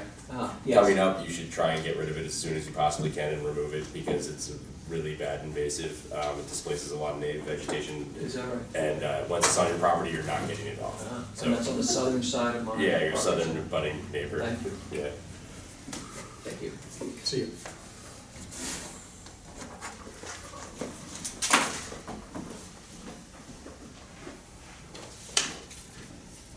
Ever since I said to you that I hadn't noticed a lot of it in town, all I see is Atlantis.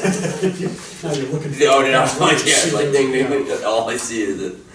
So that's funny. It's funny that you were here for that. Yeah, invasive plants are a never-ending battle. Yep. But once they get out of hand, they're hard to. Yeah, that one's bad. We have a request for determination of applicability to install rooftop solar panels from Stephen and Julie Ostrander at 75 Old Point Road. Hello. Hello.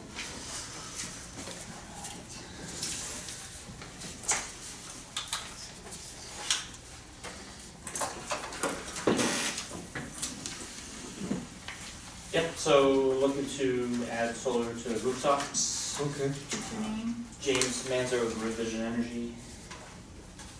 So unfortunately, the house was saved on the satellite photo, but you can see the outline of the building as is.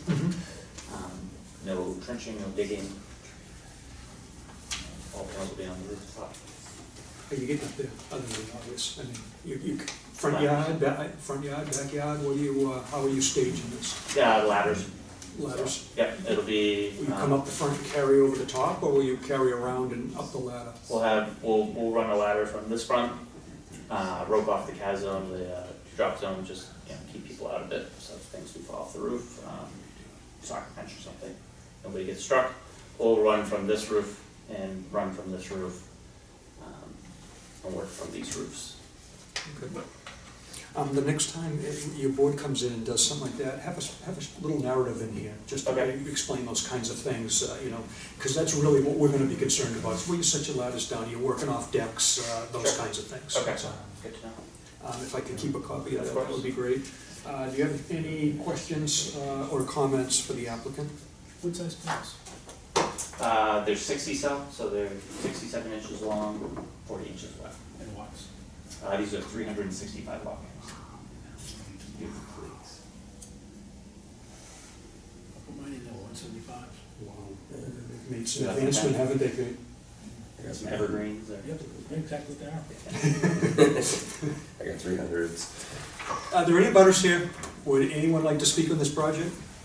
I will close the public hearing and entertain a motion. Motion approved. Accept. There you go, second. All those in favor? Aye. Any opposed? We're good. Just plans? Yes. That's all I need. Thank you.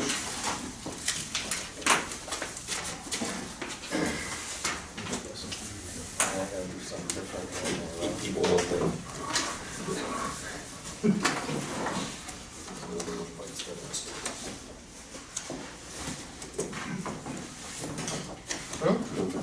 Yeah, you're welcome.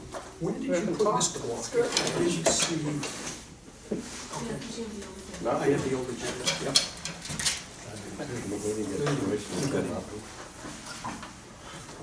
Probably these things. And I realized last minute, when you got left off, so like I changed it like. Which one's Colby Lane? It's Thursday. right by father. Okay. Very- We have a notice of intent to eradicate knotweed from Jerry Block at 1, 3, 5, and 7 Colby Lane. Signature sheet, it's stuck in front of Ben. Oh, sorry. You didn't see the big signature. 2 years? Oh, that, oh, geez. I thought that was just Bill getting really aggressive. Wait till you see the initial. So it's going to turn into a competition. Do you need the legal notice? Yes, please. And do you need the receipts for the letters?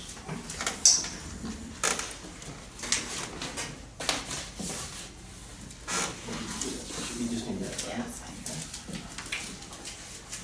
fine. I'm Terry Block, this is Nancy Rossiter, and we live in Colby Village, which is a condo association off Elm Street. I'm sure if you're not aware that there's 12 self-standing condos at that location. Behind the odd side of the street, which is the western side of the street, is knotweed, which is coming from wetland, and it's encroached quite aggressively over the time that the condo association started, which was about 10 years ago. I have a picture here to give you a little better idea. So, the 12 units here, this is 1, 3, 5, and 7, and we're the trustees for the village. We're 2 or 3 trustees. The knotweed, the wetland is here, the knotweed pretty much goes from Elm Street all the way back into this area, this open area here, and it's encroached. I couldn't give you the exact amount, but this was 38 feet from the edge of this house to the lot line at that point. It's now less than 30 feet, and that's taken place in the last 7 or 8 years. So it's been about a foot a year, or 6 to 12 inches per year. What we're proposing, what we're asking for tonight is to have the ability to cut back and eradicate the knotweed to an area that would be acceptable back to the lot line at this point, because it has encroached. And we're just looking to, that's what the request is for, to get rid of the knotweed.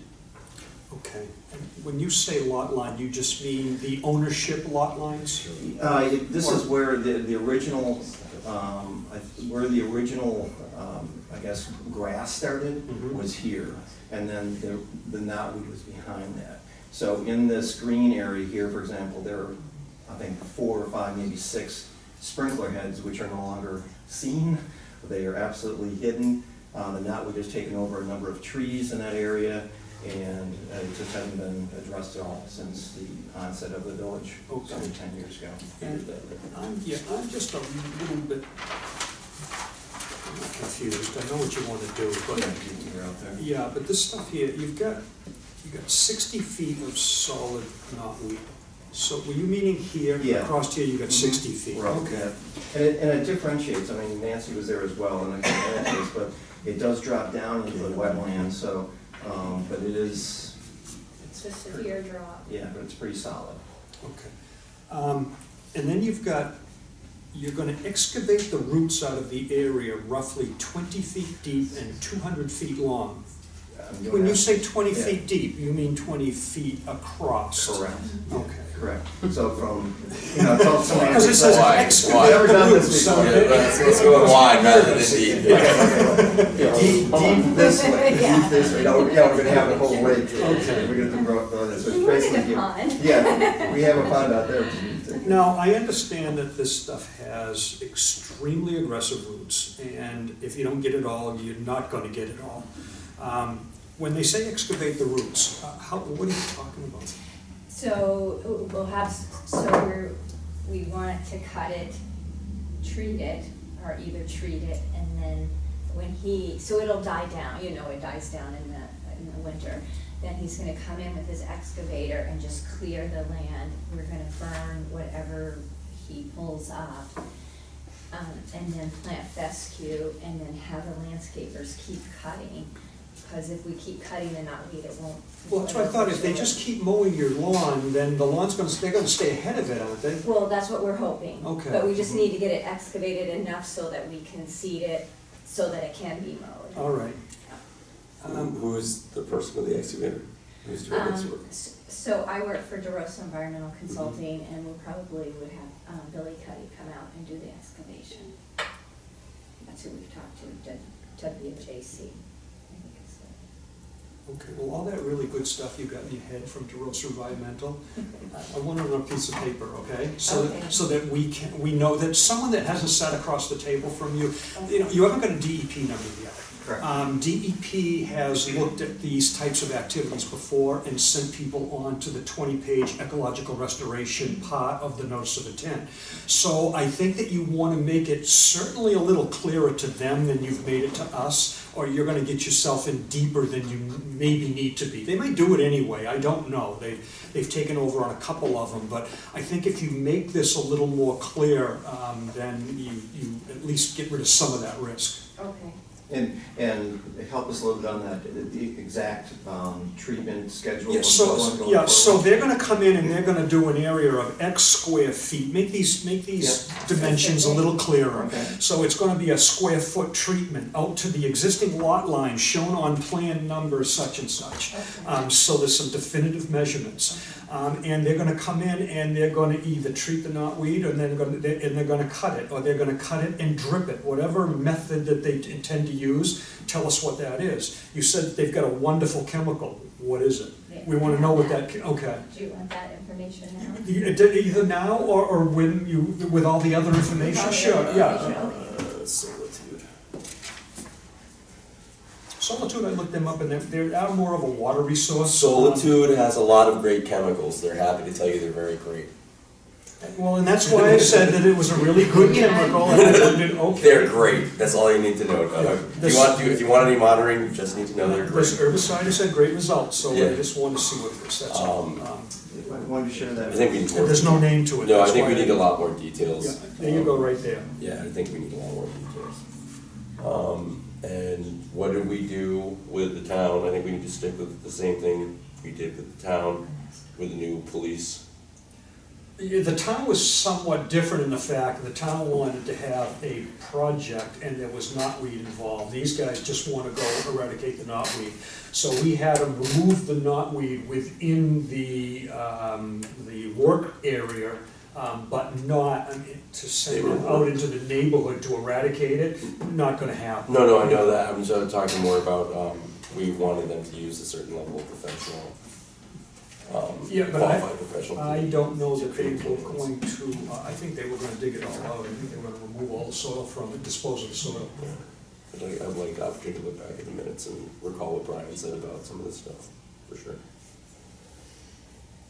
Brian didn't get too definitive. I think Brian was just starting to dive into it, and I don't know that even Brian knew where Brian was going yet. I know he has a thought of where he wants to go with it, but I don't think he's really formulated a good knotweed eradication plan. I don't think he's there. I don't think he's either. In this case, you are talking about removing knotweed right down to the wetland line? No. Just the upper, At 20 feet deep. okay. Roughly 20 feet wide. Yeah, So, you're just trying to get back what you want. Exactly, that's exactly it. That's exactly it. I mean, the sprinklers are being, trees are being now tainted, sprinklers are hitting the whole thing. It's not gonna get any better.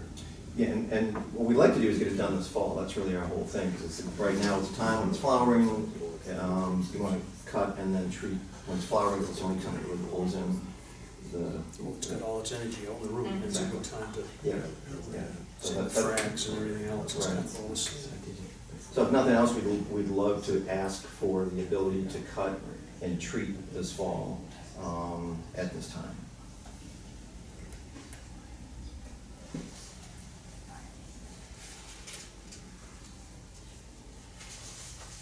do you want to see this too? Is that on the, does that show up on the safe product list? I'm not sure. Okay. I'll look that up to So see. DeRosa what's on. had you, Avengers, something Avengers before, which I know is on the safe list. Okay. We might have you pull something off the safe list. I've seen, Nature's Mike Avenger. wrote Nature's Avenger. with someone else, Jim Hankin wrote, The book? you know, well, it was an article in the Mac newsletter. All right. And We have a sort little of, book too. you know, it seemed like a pretty good protocol that, you know, it was prescribed there. It just seems a little different, I don't know. You're only looking for 20 feet, it's almost, you know, cut it down and go back to what you had before. Yeah, that's exactly what we're trying to do. And if it wasn't on the wetland, it would have been done. Oh, I believe you. Yeah, I don't blame you. Yeah, no, absolutely not. It's horrible when you see it, the way it's doing to the yards. Board, any other questions or comments? And my only concerns are, I'm still trying to wrap my head around the chemical application. Are there too many loose ends to let this go tonight, or do you want to hang on to this? I'm trying to work my way through it. The second one I have is just to make sure that we condition it properly so that contaminated soil isn't taken off-site and spread somewhere else. That's my other, but it sounds like you guys are ahead for that. Yeah, absolutely. We have 21 days to condition it. Yeah, no, it just seemed like there were a lot of holes in the narrative. That's why I asked. And the There are a plan- lot of holes in the The plan shows more than 20 feet here, right? Yes. And so I'm trying to wrap my head around a lot of, Getting a more definitive Plan zone set. of treatment, yeah. a more defined treatment schedule.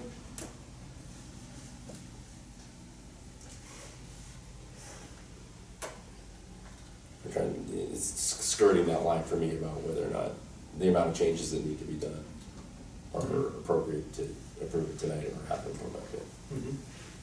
But I'm willing to listen to other people's opinions, for sure. Dan, do you have an opinion? You know, I sort of agree that we've got to figure some way of, if we vote tonight, could, Keep a handle on it. we'd be more than happy to provide whatever you need as promptly as needed in order to move forward with this. We do need to schedule contractor and et cetera. If you voted on it tonight, what would you, throw some conditions out there, what would you want for conditions? That the plan, we get an updated plan with a definitive line on it, that we can go out and recreate and measure from some type of triangulation or off the buildings or whatever. We know what that chemical is, but I would prefer to have one off the safe list.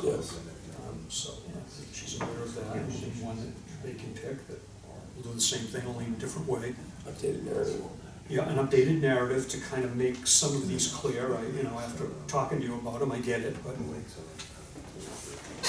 Is my first keyboard time. It's no fun. It's all right, Jared. It's all right. No, it's great that you guys are doing this. That's the definitely. Oh, yeah. It's highlighting, we've had discussions as a board about needing to develop a better non-weed protocol that we can give to people when they come in. We could help you quicker with this instead of, we're not trying to.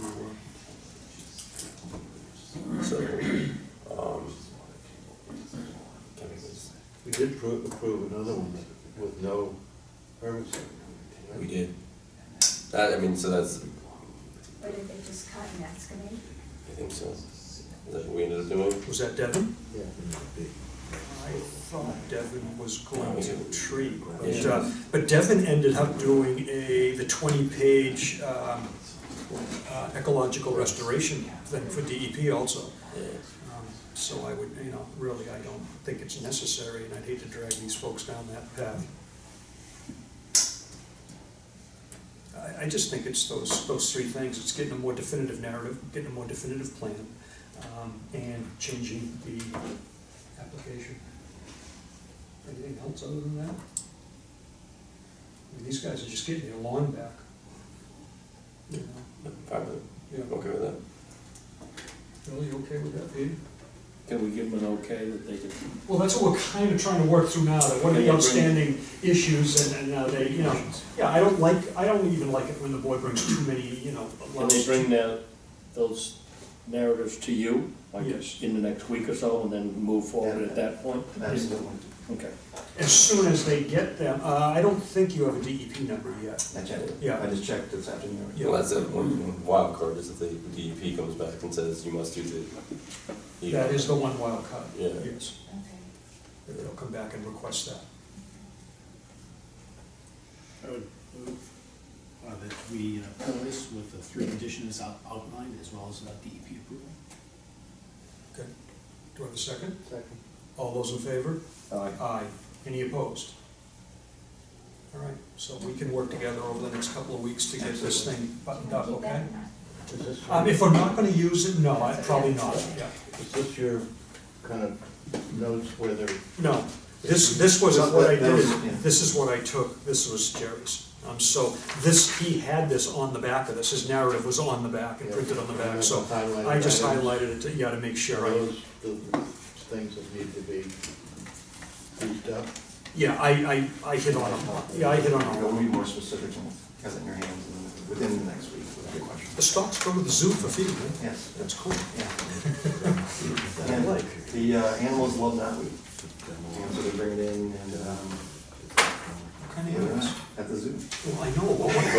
Then- Can we bring the animals to the knotweed? The giraffe. Then they poop it, then the seeds go. The giraffes only have one stomach and they don't break it down? I don't know, man, it's just the things you gotta think about, unintended They consequences. do take Franklin Park Zoo takes it for the giraffes. That's awesome. Yeah, no, amazing. Whoops, got a, Thank you so much for the time. Thank you. Appreciate it. Thanks for the invitation. Thank you, guys. All right, take care.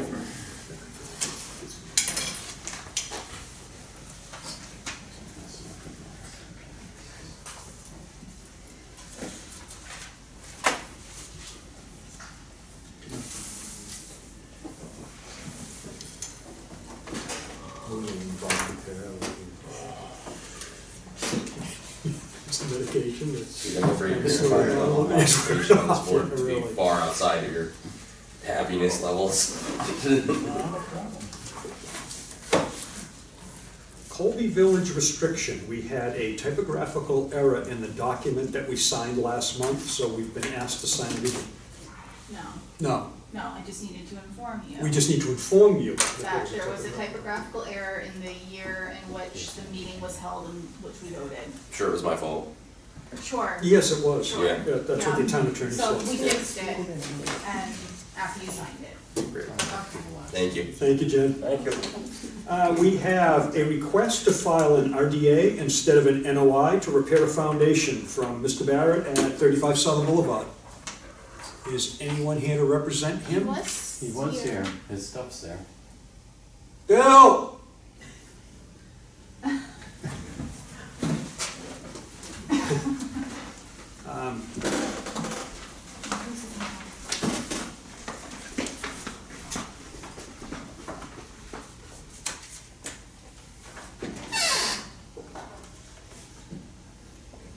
We'll be quick if you want to take a second. Yeah, step on up. Please.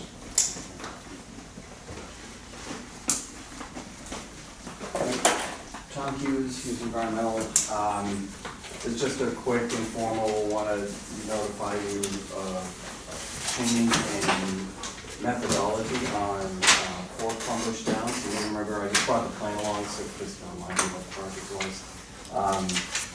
We did send, we're doing this as a minor, but we did send an email out just to let the neighbors who had shown interest before, and I think one's here tonight. And really what's happening is we had intended on taking the structure and installing piles underneath it, and then doing the foundation off that. And it turns out it just makes way more sense to tear it down and rebuild. So in the end, nothing changes with grading, nothing changes with the footprint. I did send you, just for comparison, the profile views that do show the slight change to the roof line. That's the way out of your jurisdiction of the floor plan. So in the end, nothing changes on the end, what you're gonna see on the as-built. We did, I provided a letter from Mr. Caswell that just explained that, the demo would be loaded right into, into containers, and we expect demo to take 1 or 2 days. It actually will lessen the construction impacts because we no longer will have to shift the house over to dry piles, so. Yeah, so this was more just to kind of, so that if somebody drove by and sees the house is coming down, it's not, so it's no longer a surprise. It's not a surprise, yeah. And also just to get something in the record that documented that things will go into covered containers and all that. Much as that was part, we were doing partial demo before, little bits of demo, we had said that, but I wanted to get that, into the record.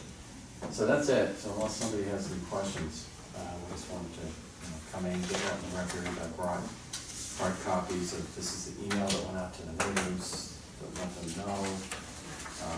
I emailed you the other things, I didn't know if you wanted a hard copy. This is the letter from Mr. Caswell. And I think so this is the comparison plans, just from an architectural point of view, but the site plan doesn't change. Okay. So it just documents, what's happening, it's just simplification of the roof line, getting rid of dormers. Gotcha.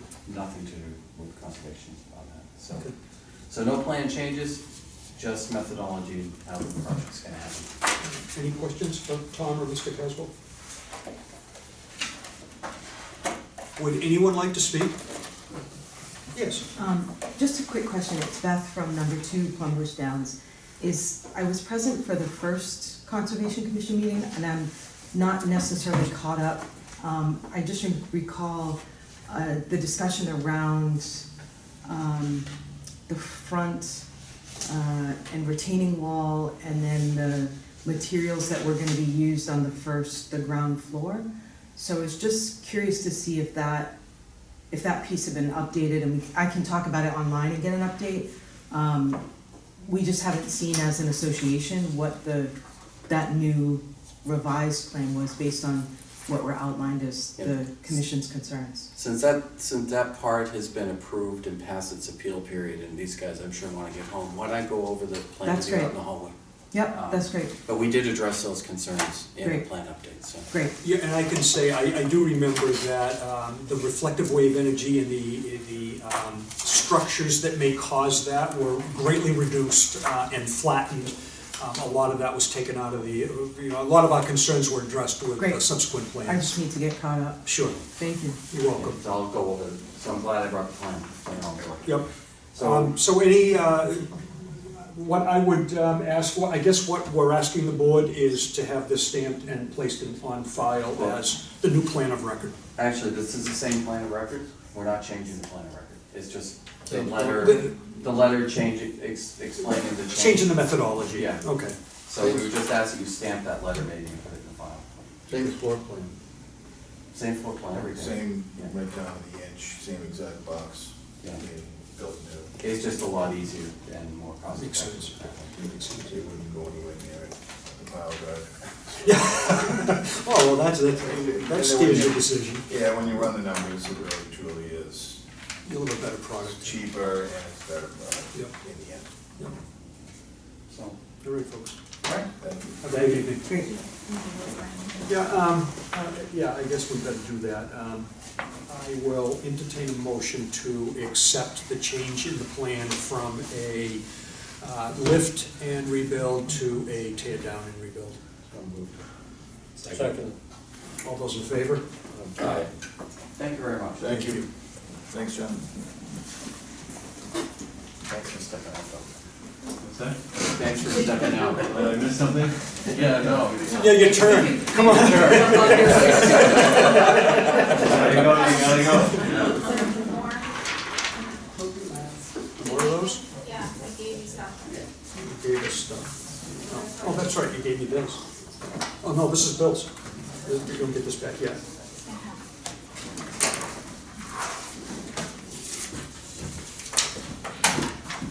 Good evening, my name is Bill Barrett, I'm Jackson Way in Newbury, and I'm here tonight representing Barry Gale of 35 Southern Boulevard.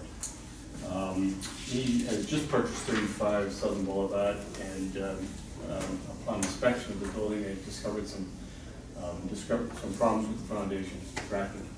So we got a price to get it fixed, and it's, the reason I'm with you tonight is I'm asking that it be done on an RDA instead of a notice of intent. We've done this process before on the island. It's a pretty good process, number one, but also it's not that invasive if you have the right spot. And we believe we have the right spot, and it should go really quickly. This is a view of the house from the street. If you want to pass it along, as you're working your way from the street to the back of the house on the beach side is where the problem lies, and there's nothing as far as vegetation is concerned. We go right from the driveway to the back of the house, and there's just sand. So the process they're using is helicoils, where we will drive pins, underpin the foundation, pick it up, and then back to everything back to the way it was. I've got 6 underpins going on the beach side of the house, and then this bay window over here is falling down. It's down about 3 inches now. We won't stop it from going any further. In fact, we'll lift it up back to where it should be. It's not cantilevered far enough into the building, so we're going to just put 2 pins on that there to keep it from going anywhere else. So the purpose is, can we do this under an RDA as opposed to notice of intent? We don't think that there'll be any impact on the environment. We should be in and out of there. Doug, you've seen the process done before. And the last time we did this, the house had a bunch of dune grass that we're going to be getting into, and it was done under notice for that reason. So I'll let you guys discuss, and hopefully we can come to agreement on that. Bill, what's the level of excavation that it takes? The foundation, the base of the foundation, where you have to get under, is about 4.5 feet underground. So he's going to pull back with his bucket. He's got enough room to the wall. It's about 35 feet from the house to the wall. So we can sit right in the sand there, pull back, drive with the same machine, drives it down, screws it into the ground, and then gets down right into the hole and puts it up inside. So it's pretty simple.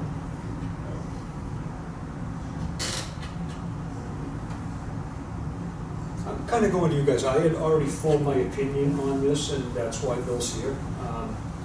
You dig the dirt away from the foundation. They should pull back from the foundation. Then you screw a thing in, Under the foundation? Under, yeah, well under, there's some pictures right And here. then, who picks up the foundation? It's on a screw. It's on a So screw? they're able to pull it back up in that position. And that picks up the foundation? Correct. So that's, the screw becomes the footing? These are not great pictures of it, but you can see here, here is where it bears soil down at this point, and then this gets locked into the footing, and there's a mechanism there where you can screw down onto it. So when it's backfilled, all this is hidden? All this is hidden? It's all underneath it. All underneath the You ground? can see it on top. And this is your plate that goes up in, on the foundation, you're able to screw that around, make it pick your foundation up. Worked really well under 26 Southern Boulevard, that come out real nice. Good. Yeah, they did a good job, fixing up after themselves afterwards. They were lucky to have a process like that they could apply.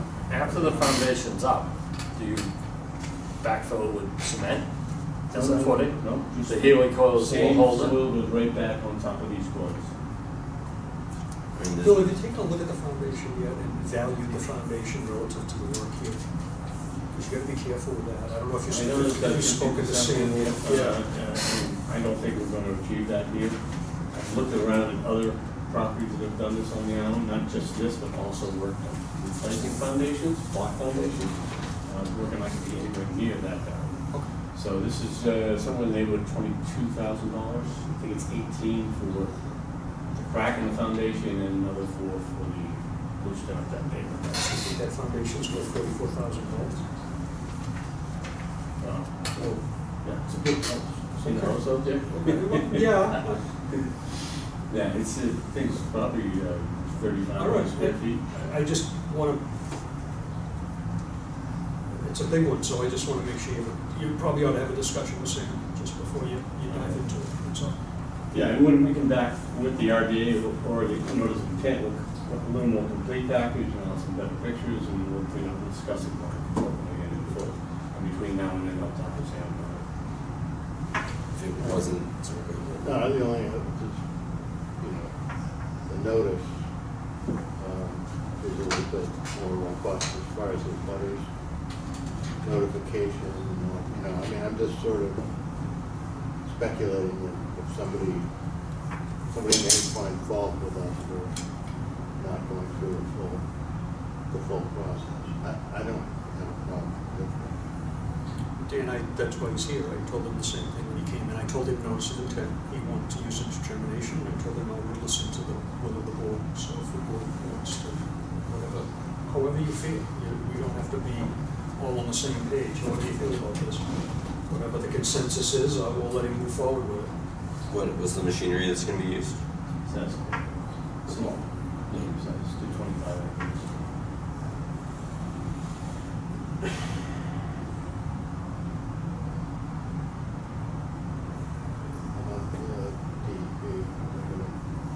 Well, that's going to be Bill's issue. If it's an RDA and DEP rejects it, then he's into notice of intent territory anyway. They would either send him back, remand him back, or have him go through process with them, so. Can you help me line up how this fits on the? Sounds like just a matter of cost. Each side right here. I don't really know. I don't know if it's like on the radar or, what it is. It's maybe a little bit of permitting costs at some of it. Yeah, RDA, we're gonna get in there for less than $1,000, and notice of intent, you're gonna be in there for $3,000 or $4,000. And I don't think there's a need to spend that kind of money in this particular case. We're already spending $22,000. There's sort of not that I necessarily agree that, do we really want to fix concrete foundations on Plum Island? Or do we want to put the house on pilings in that location in particular? Well, I don't know. I think the law makes that choice for us, and that's where that 50% comes in, and that's why I was, warned him that I'd like to build that foundation for $44,000. So I just wanted to make sure that he's got some good solid figures and he's running by Sam first. But that's not really our purview. We don't dictate when a house goes up on pilings on Plum Island. We do not. That is totally up to the building department. The building code says when structures go up on pilings. We just have say over the elevations more than anything, not the type of foundation. If it wasn't the aisle, that would be fine. Oh, absolutely, yeah, absolutely. I mean, he's out front there on a stone wall, are you kidding me? No one's even gonna blink an eye at an excavator on that pile of rock down there. It's not that, it's just about protecting, it's about really protecting the butters, getting his customer by DEP. We don't do him any favor if we say, yeah, sure, file an RDA, and then someone finds positive on the RDA. I mean, you need a negative RDA to go forward, so. If you'd like me to do a mailing to the abutters, I don't have a problem doing that. Not a requirement, Bill. If we let you go with the RDA, then it's an RDA. It's, you know, we're not trying to change law, just making sure we get the right process, that's all.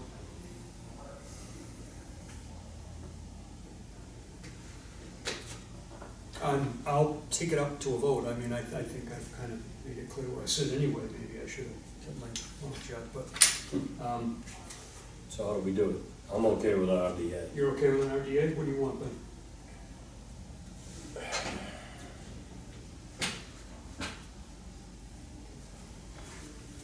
I'd do an RDA with a notice to abutters. Okay.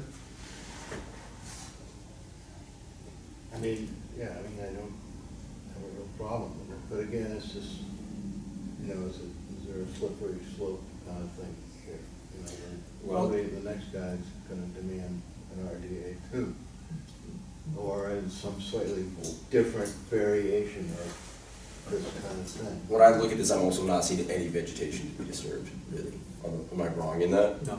If there was vegetation to be disturbed, I would be No. 100, I would be in a different camp. There isn't. I've seen, I mean, you can't count that as a current picture, but Bill's pictures certainly show that there's nothing. Yeah, I'm not It's seeing. really simple. I've been down the, southern, and I've walked down and I've checked it out, it's just sand. Yeah. So, I mean, if there were vegetation there, I would be saying differently. Okay. Because then we'd have to be having to remediate plant, you're gonna bring an excavator in, go over the dune grass and You've got do a, it, use you've a whole got different thing. a big alteration resource. Right, so I mean, I think just to help clarify for Dan and for future cases as they come up, so it's in minutes that. So this one's a slightly different than all others.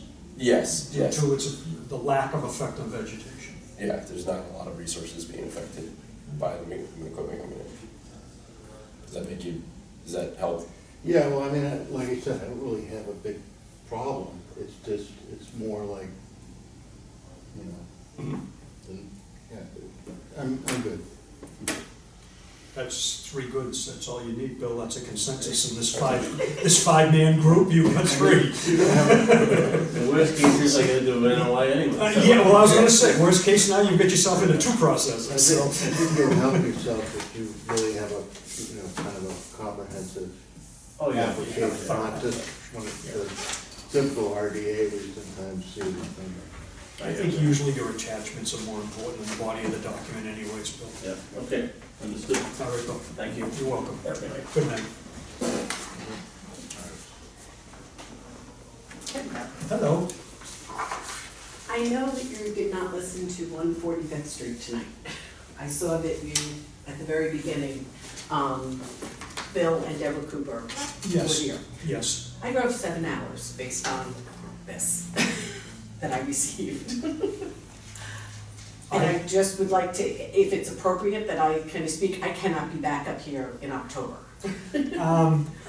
If you would like to leave a narrative or something like that. I believe my father-in-law already submitted a letter. Did you receive? Yeah, all right, I have Received it. that. Okay. And once the hearing is open, I intend to read that letter into the minutes. Okay. Just like you heard me read the other letter Correct. tonight, I'll do that same thing. Can I just But- ask, like, did they send this revised and they had put the wrong date? I'm just trying to figure out what happened with the dates on this. I'm not sure what happened with the Because dates on this that. is the original letter that we received. That's the letter that my father-in-law received in Florida. And the date on it said the 18th. Yep. Then he received this. So I'm assuming these all came from the Coopers? Yes. Yeah, they notify abutters. So what happened was when I got the application, and. I'm just trying to completely understand so that I can go back to Sure. Dad and say He this had is that- what happened. We had that first notice in there, and I found it and let him know, hey, you did this wrong, you need to change the date. Okay. And that's why you got the second notice. So the second one made it right. And then what the fatal mistake was tonight is his newspaper article had to be in on or before the 10th. It went in Friday the 13th. He was aware of that. Newspaper article just explaining that what his intent. It's the legal ad, the little legal ad you Okay. see in the paper all the time. It's a Thank cookie you for cutter. walking me through it. Sure, no problem. It's a cookie cutter legal ad, and we give it to you and say, go put it in the newspaper. And we put some instructions right on it, on or before the 10th. That is one of the few things you can do that is fatal for your hearing. When that article went in on the 13th and not the 10th or prior, he was all So done. it had nothing to do with this piece, okay. No, he got that back to you in time. Obviously, he corrected it, he had the right date. Unfortunately, he had the right date and you came here and you didn't find out that there was another fatal flaw, but sorry for that, that was unforeseen. No, that was unforeseen. But I would hesitate to let you give us any information on, I mean, I can't open the hearing. No, I understand. And so I I'm really just trying don't to- want to take information from you. Can I ask you though, what, when it says order of conditions, what those are? Like, what is he asking? A notice of intent is like a building permit application. Correct. An order of conditions is like the building permit. Okay. So So order of it's not conditions saying asks. he's going outside of what's permitted or anything No. like that, it's just saying No. this is what he wants An to do. order of conditions says, yeah, we agree that your project shall be constructed as on the plan, referenced as such and such a plan. Okay. And then, then there's probably, oh my God, maybe 25 conditions on all, so you name it, vegetation, legal requirements, Because those all are the that. concerns that we have, Yeah. because we do, but we are right next to it, so. And if I come in tomorrow between the 8 and 12, can I actually see the plans of what he is proposing? You're gonna come all the way, are you here for the night? Yeah, oh yeah, I'm staying up on the. Oh, okay, okay. Yeah. Then yes, you're. I'm staying up until Friday. Yeah, I was gonna say, if you're going back tonight, I'll show them to you right now, but yes, you may, yes, you No, may. I'm gonna say, I can't do 7 hours, 2 days in a row. Okay. No, I'll stay up until Friday. Now, that being said, will the meeting on Thursday, because I received 2 notices, one for tonight and one saying that there is a meeting on Thursday, That is a zoning meeting, so that is different, this will still happen even though this has not yet happened? yes, Okay, yes. so that was why I came up, was to do the 2 meetings. The Conservation Commission has the authority to make sure that he's entered into all other processes or obtained the permits. The Zoning Board of Appeals will just hear him. Okay. Okay, then thank you very much. You're I welcome. appreciate it. See you tomorrow. Yes, I will be in tomorrow. All right. Thank you very much. You're welcome. Y'all have a good night. You also. Thank you. Any other questions? Yes. Down on High Road. Mr. Barton's property, the Humphrey property, specifically the land down the edge of the road.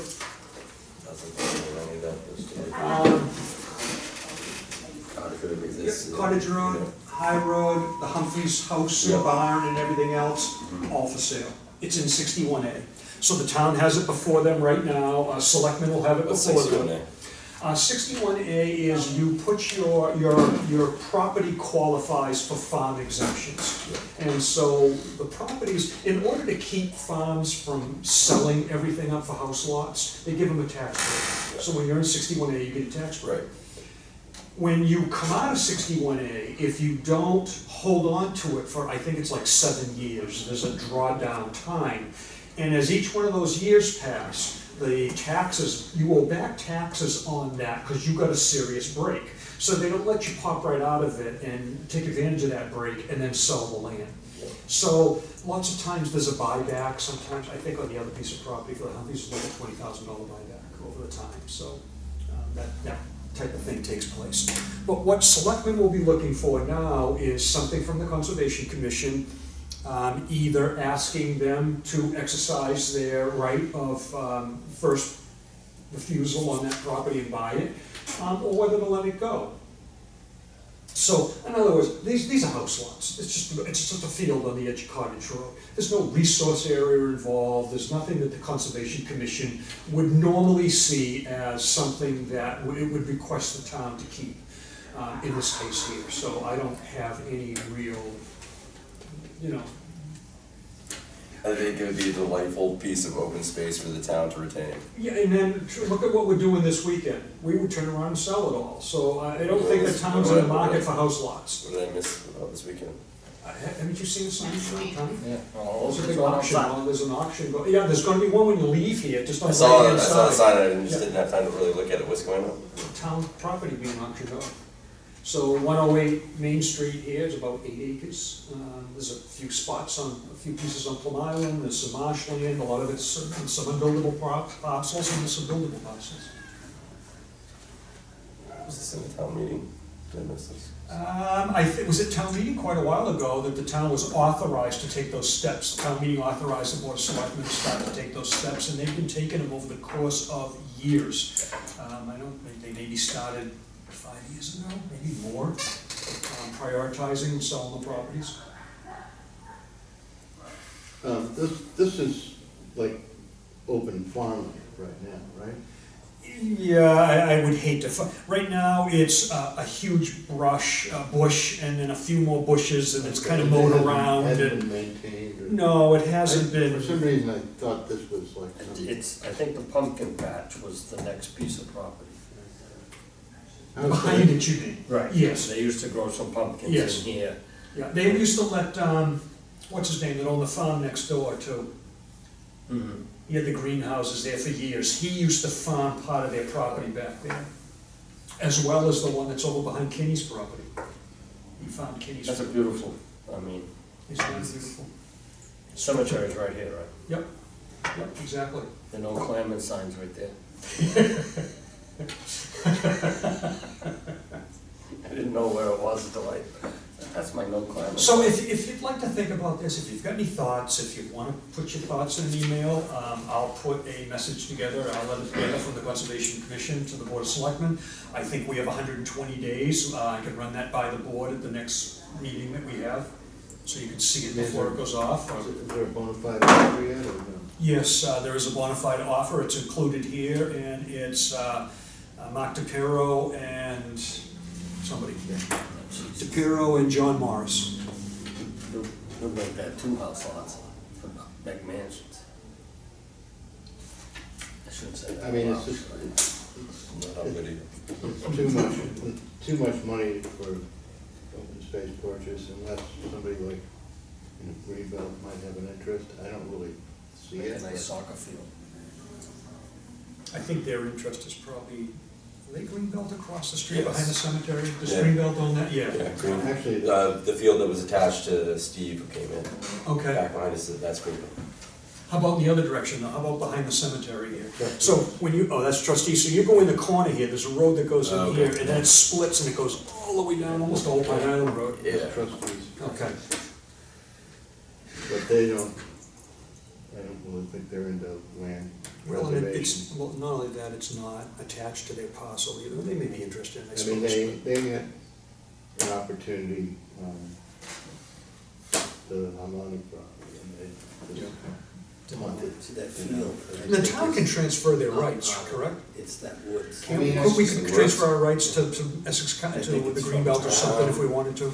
Yeah. Yeah. I mean, I think anything like this, it actually So happens. here's the It's gonna house, have- there's the barn, I think this is this Greenbelt, whole Trust lot. Public Yeah, Land. it's This whole- including that Yeah, field. including the field. Town has, a So yeah, it's it never. comes in like that, there's, you can see the Yeah, fence lines go registration, wide, you have some whole pot farm money row to fence start off right with, there, you know. that's that line there. None of those. That's gonna jog and take more, head a little bit more. In deep. place. I think it goes right down Yeah, that. right down that, yep. It's kind of, That property. so is it, we're talking about whole property, or this is a separate? I don't know if lot one is just gonna be sold as, I don't A year know. and a half ago, this woods, Mhm.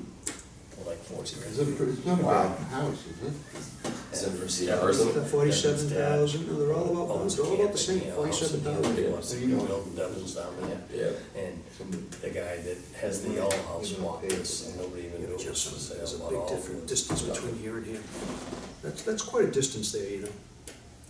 I And the mean, guy who lives. these sheds, that building right there is The guy probably who 20 by lived 30. that- Blood. Is that his name? with the house. So we're just back in gonna the woods think in about here. this? Yeah, I would have you think about it and put any of your thoughts down that you want. And I will do my best to compile it, He passed away this winter. and I'll bring it to the next meeting. Never found all the body parts, yeah. And with that, I will entertain a motion to close the meeting. Seconded. Or I make a motion to close the meeting. Second. All those in favor? Hey. Aye. Sorry.